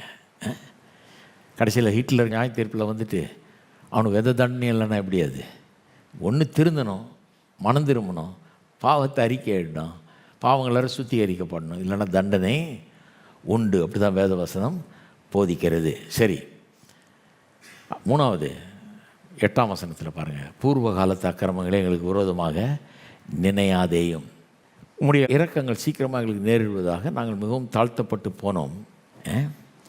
எங்களை ரட்சிக்கும் தேவனே, இப்போ பாருங்கள் ரட்சிப்பை பற்றி பேசுகிறாங்க. எங்களை ரட்சிக்கும் தேவனே, நீர் உமது நாமத்தின் மகிமையின் நிமித்தம் எங்களுக்கு உதவி செய்து உமது நாமத்தின் நிமித்தம் எங்களை விடுவித்து, இப்போ கவனிங்க, எங்கள் பாவங்களை நிவர்த்தியாக்கும். நிவர்த்தியாக்கும்ன்ற அந்த ஒரு வார்த்தை அப்படி எனக்கு கம்ப்யூட்டரில் அந்த நிவர்த்தி ஒரு சாஃப்ட்வேர் இது பண்ண நிவர்த்தியாக்கும்ன்றது அப்படி தொட்டால் போதும் ஈப்ரு வார்த்தை வந்துடுது. அந்த அர்த்தம் வரிசையாக கொடுக்குறான் என்னென்ன அர்த்தம்னு. அந்த அர்த்தத்தை பார்த்திங்கன்னா க்ளீனாக சொல்லியிருக்குது என்ன அர்த்தம்னு. என்ன அர்த்தம்? டு கவர், பாசிஃபை, ப்ரொபிஷியேட்ன்ற வார்த்தை இப்போ தான் செவ்வாய்க்கிழமையில் படிச்சுட்டு வரோம். ப்ரொபிஷியேட்னா தேவ கோபம் விலகும்படி செய்வது. கிறிஸ்து சிலுவையில் பலியாகி ரத்தம் சிந்தி நமக்கு மீட்பை உண்டு பண்ணும்போது 2 காரியங்கள் நடக்குது பாருங்கள். நம்முடைய பாவத்துக்கான பரிகாரம் செய்கிறது மட்டும் இல்லை, ப்ரொபிஷியேட் பண்ணுறார். ப்ரொபிஷியேட்ன்ற வார்த்தை ரொம்ப முக்கியமான தியாலஜிக்கல் வேர்டு பாருங்கள். அதனுடைய அர்த்தம் என்ன? தேவ கோபம் எல்லார் மேலேயும் இருக்குது. எல்லாரும் பாவியில் இருக்கிறதுனால தேவ கோபம் எல்லார் மேலேயும் இருக்குது. ரோமர் 3ஆம் அதிகாரம் திட்டவட்டமாக சொல்லுது, எல்லாரும் தேவ கோபத்துக்கு உட்பட்டிருக்கிறார்கள்னு. அப்போ இந்த தேவ கோபத்தை இந்த கல்வாரி சிலுவையில் சிந்தப்பட்ட ரத்தம், அவங்க மரித்த அந்த மரணம் நீங்க பண்ணுகிறது. அதான் ப்ரொபிசியேஷன். எப்படி ப்ரொபிஷியேட் பண்ணுவாங்க? அந்த காலத்தில் பழைய ஏற்பாட்டு காலத்தில் பலிகள் இருந்தது, தேவாலயம் இருந்தது, அங்கே போய் பண்ணிகிட்டு இருந்தாங்க. எருசலேமில் தேவாலயம் இருந்தது, அங்கே தான் பலிகள் இட்டாங்க. அப்போ தான் ப்ரொபிசியேஷன் நடந்தது. இயேசு எப்படி பண்ணுவார்ன்றதுக்கு ஒரு நாடகம் மாதிரி அது நடந்துக்கிட்டு இருந்தது. அதை வச்சு ஆண்டவர் அவங்களை ஏற்றுக்கொண்டிருந்தார் அந்த காலத்தில். அதே நேரத்தில் வரப்போகிற இந்த மெய்யான ரட்சகரை பற்றி போதிக்கிறதுக்காக பயன்படுத்தப்பட்டது. இப்போ தேவாலயம் தான் அழிச்சிட்டாங்களே, இடிச்சிட்டாங்கல்ல, நாசமாக்கிட்டாங்களே. அங்கே போய் பலியிட முடியாது, அங்கே ஒன்றும் பண்ண முடியாது. எப்படி ப்ரொபிஷியேட் பண்ணுவாங்க? என்ன சொல்ல வர்றேன், தேவாலயம் இல்லாமலே அவன் கேட்குறான், எங்கள் பாவத்தை நிவர்த்தி செய்யும். ஏன்னா தெரியும், அந்த ஆடு மாடுகளின் ரத்தம் இவனை பாவத்தை நிவர்த்தி செய்கிறது இல்லை. கடவுள் அதுக்கு வேற ஒரு வழியை வச்சிருக்கிறார். இதெல்லாம் அதுக்கு அடையாளம் தான், அதுக்கு நிழலாட்டம் தான் அப்படின்னு சொல்லி அந்த நிவர்த்தியை அவன் நம்புகிறான். தேவனே ஒரு ஆட்டுக்குட்டியை ஏற்படுத்தி உலகத்தின் பாவத்தை சுமந்து தீர்க்கிற தேவாட்டுக்குட்டியாக இயேசுவை ஏற்படுத்தி அவரை அனுப்பி கல்வாரி சிலுவையில் அவரை கொன்று தம்முடைய கோபத்தை அவர் மீது ஊற்றி, நம்முடைய பாவங்கள் மீது இருக்கிற கோபத்தை அவர் மீது ஊற்றி இப்படி நிவர்த்தி செய்வார் நம்முடைய பாவத்தைன்னு கேட்குறான். நிவர்த்தி செய், அந்த நிவர்த்தின்ற வார்த்தையில் அவ்வளோ அர்த்தம் இருக்குன்றாங்க. அட்டோன் அண்ட் ப்ரொபிஷியேட் அப்படிங்கிறது தான் அதனுடைய அர்த்தம். அது மட்டும் இல்லை, கடைசியில் இதை சொல்லிட்டு நான் ஜெபம் பண்ணலாம். கடைசி 9ஆம் வசனம் பாருங்கள். எங்களை ரட்சிக்கும் தேவனே உமது நாமத்தின் மகிமையின் நிமித்தம் எங்களுக்கு உதவி செய்து. எல்லாம் சொல்லுங்க, உங்களுடைய நாமத்தின் மகிமையின் நிமித்தம். தேவன் தம்முடைய மகிமையை அவனுக்கும் தர்றதில்லை. எதை செய்தாலும் தேவன் அவருடைய மகிமைக்காக தான் செய்கிறார். இஸ்ரவேல் மக்களை தெரிந்தெடுத்தார், ஆபிரகாமை தெரிந்தெடுத்தார், வலுக்கட்டாயமாக இப்போ நான் ஆசீர்வதிக்கிறார். அவன் கேட்கல, இவரை போய் ஆசீர்வதிக்கிறார். ஏன்? அவனை ஒரு ஜாதியாக உருவாக்கி பிள்ளை இல்லாத ஒருவன் எடுத்து பெரிய சந்ததியாக்கி அவனை லட்சோப லட்ச ஜனங்களாக மாற்றி அவர்களை பயங்கரமாக ஆசீர்வதித்து எல்லா ஜாதி ஜனங்களுக்கு முன்னால் அவனை காட்சி பொருளாய் வைக்க விரும்புகிறார். ஏன்? இவர் மகிமைப்பட வேண்டும் என்று. அதனால தான் இஸ்ரவேல் ஜனங்களுக்கு ஏசாயா சொல்லுகிறான், எழும்பி பிரகாசி, உன்னுடைய ஒளி வந்தது, புறஜாதிகள் உன்னை தேடி வருவாங்கன்றாரு. அவங்களை ஆசீர்வதிச்ச நோக்கமே ஜாதி ஜனங்களெல்லாம், ஆண்டவர் அறியாதவங்களாம் இஸ்ரவேல் ஜனங்களை பார்த்து இந்த மெய்யான தேவனை அறிந்து கொள்ள வேண்டும் என்று. இப்போ எல்லாம் கடவுள் அவருடைய மகிமைக்காக தான் செய்கிறார். உங்களை சோமாக்குறாரா? அவருடைய மகிமைக்காக. உங்களை ரட்சித்தாரா? அவங்களுடைய மகிமைக்காக. உங்களுக்கு வேலையை கொடுத்தாரா? அவருடைய மகிமைக்காக. உங்களுக்கு எல்லா வசதியும் கொடுத்தாரா? அவருடைய மகிமைக்காக. இது யோசிக்கிறது இல்லை பாருங்கள். நம்ம நினச்சோம், நம்ம பெரிய ஆள் எனக்கு கொடுத்துருக்குறாரு. உண்மைதான், நான் அனுபவிக்கிறது கொடுத்துருக்காரு. அனுபவிக்கிறது நான், மகிமைப்படுறது அவர். எல்லா நன்மையும் நான் அனுபவிக்க விடுறாரு, மகிமையை மட்டும் நான் எடுத்துக்க முடியாது, அவர்கிட்ட தான் கொடுக்க வேணும். அப்போ நான் ஒவ்வொரு நாளும் நினச்சி பார்க்கணும், என்னை ரட்சித்தது, சுகமாக்கினது, என்னை வாழ வச்சது, எனக்கு உயிரை கொடுத்துருக்கிறது, பலத்தை கொடுத்துருக்கிறது, வேலையை கொடுத்துருக்கிறது, சம்பாத்தியத்தை கொடுத்துருக்கிறது, உணவு கொடுக்கறது, உடுக்க உடையை கொடுக்கறது, இருக்க இடத்த கொடுக்கறது, எல்லாம் அவருடைய மகிமைக்காக. அவருடைய மகிமைக்காக. இங்கே ஜெபம் பண்ணும்போது ஜெபத்தினுடைய சாராம்சமே அதுதான். ஜி கேம்பல் மார்கன் ஒருத்தர் இருந்தார், லண்டனில் பிரசங்கம் பண்ணிருந்தார். அந்த காலத்தில் 30-40 ஆண்டுகள் 1930-40களில் அவர் சொல்கிறார், இந்த சங்கீதத்தில் 3 காரியம் தீம்ஸ் இருக்குது. அதில் ஒரு தீம் என்னென்னா தேவனுடைய மகிமை. தேவனுடைய மகிமைக்காக ஒரு பேஷன் இருக்குது அவங்களுக்குள்ள, ஒரு பெரிய தாகம், தேவன் மகிமைப்பட வேணும்னு. ஆமாம், இவங்கள்ட்ட பல குறைகள் இருக்குது, அதனால தான் தண்டனை அனுபவிச்சுட்டு இருக்கிறாங்க. ஆனால் அதுக்கு மத்தியில் எப்படிப்பட்ட மனிதர்கள் இருக்காங்க. ஆண்டவரே, உம்முடைய நாமம் மகிமைப்பட வேணும், எங்களை இதிலிருந்து நீர் வெளியே கொண்டு வருகிற விதத்தில் உம்முடைய நாமம் மகிமைப்பட வேண்டும், உயர்த்தப்பட வேண்டும். நம்முடைய எல்லா ஜெபங்களுமே அப்படி தான் இருக்கணும். ஏதோ என்ன ஆசீர்வாதியம், எனக்கு இது தேவை, எனக்கு இது இருந்தால் நல்லாயிருக்கும், நான் கேட்குறேன் அப்படின்ல. உம்முடைய நாமம் மகிமைக்காக என்ன ஆசீர்வதியும் கர்த்தாவே. நான் தான் கேட்குறது, உம்முடைய நாம மகிமைக்காக இந்த சபையை ஆசீர்வதித்தரலாம், இந்த சபையை பெருக பண்ணும், உடைய நாம மகிமைக்காக அதை செய்யும், இந்த ஜனங்களை ஆசீர்வதித்தரலாம், உடைய நாம மகிமைக்காக. அவர்கள் இருக்கிற இடங்களில், அவருடைய குடும்பங்கள் மத்தியில், அவருடைய வேலை ஸ்தலங்களில், அவருடைய ஊரில், அவருடைய நாட்டிலே எங்கும் உம்முடைய மகிமை பிரஸ்தாபப்படட்டும், அதற்காக இவர்களை ஆசீர்வதியும். அதுதான் சரியான ஜெபம். இருக்கீங்களா? எல்லா ஜெபத்தையும் அதை பேஸ் பண்ணுங்க. உம்முடைய நாம மகிமைக்காக. ஆண்டவரே, எனக்கு வேலை கொடுத்தீங்கன்னா உம்முடைய நாம மகிமை. சில ஜெபம் பண்ணிக்குவாங்க, நான் இந்த அட்மிஷன் தேடிட்டு டாக்டர் ஆக போகிறேன், அதை ஆக போகிறேன். சொல்கிறேன், கர்த்தருடைய நாம மகிமைக்காக. உனக்கு கிடைச்சதுன்னா, அந்த வாய்ப்பு உனக்கு உண்டானால் எப்போ எப்படி யோசி, நான் பெரிய ஆள், நான் ரொம்ப பெரிய அறிவாளி, எனக்கு அப்படி இல்லை. கடவுள் தம்முடைய நாமத்தை மகிமைப்படுத்தும்படியாக என்ன கொடுத்துருக்கிறார். இது மூலமாக அவர் மகிமைப்படுத்தப்பட வேண்டும். ஆமென். எல்லோரும் எழுந்து நிற்போம், ஜெபம் பண்ணுவோம். நம்முடைய ஜெபங்களை எல்லாம் அவருடைய நாம மகிமைக்காக தான் நமக்கு ஜெபத்தின் பதில். அவர் ஜெபத்துக்கு பதில் அளிக்கும் போதெல்லாம் அவருடைய நாமம் மகிமைப்பட வேண்டும். எல்லாரும் கரங்களை உயர்த்தி ஜெபம் பண்ணுவோம். கர்த்தாவே, உமக்கு ஸ்தோத்திரம். உம்முடைய நாமம் எங்கள் வாழ்க்கையில் மகிமைப்படட்டும். கர்த்தாவே, உம்முடைய நாமம் மகிமைப்படட்டும். எங்கள் பிரச்சனைகள் எல்லாம் தீரும்போது உம்முடைய நாமம் மகிமைப்படுகிறது.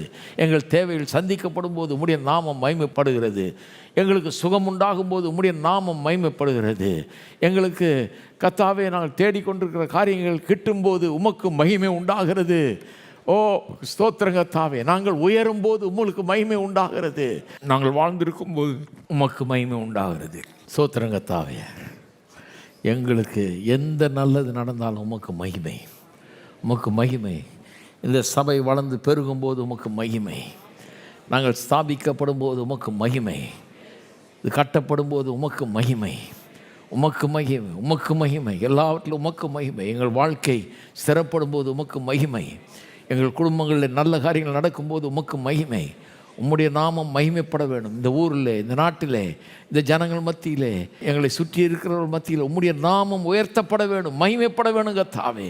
மகிமைப்படுவதாக, ஓ மகிமைப்படுவதாக. உம்முடைய நாமம் மகிமை எங்களுடைய தீராத தனியாத வாஞ்சையாக இருக்கட்டும், எங்களுடைய ஆசையாக இருக்கட்டும்.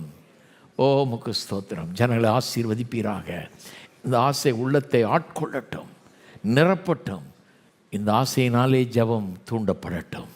ஜெபிக்கிற ஜெபமெல்லாம் உம்முடைய நாமம் மகிமையை எண்ணி, ஜெபத்துக்கு வரும் பதில்கள் உங்களுக்கு மகிமையை கொண்டு வரும் என்பதை எண்ணி ஜெபிக்க எங்களுக்கு உதவி செய்வீராக. ஜனங்களை ஆசீர்வதிப்பீராக. இயேசுவின் நாமத்திலே ஜெபிக்கிறோம். ஆமென்.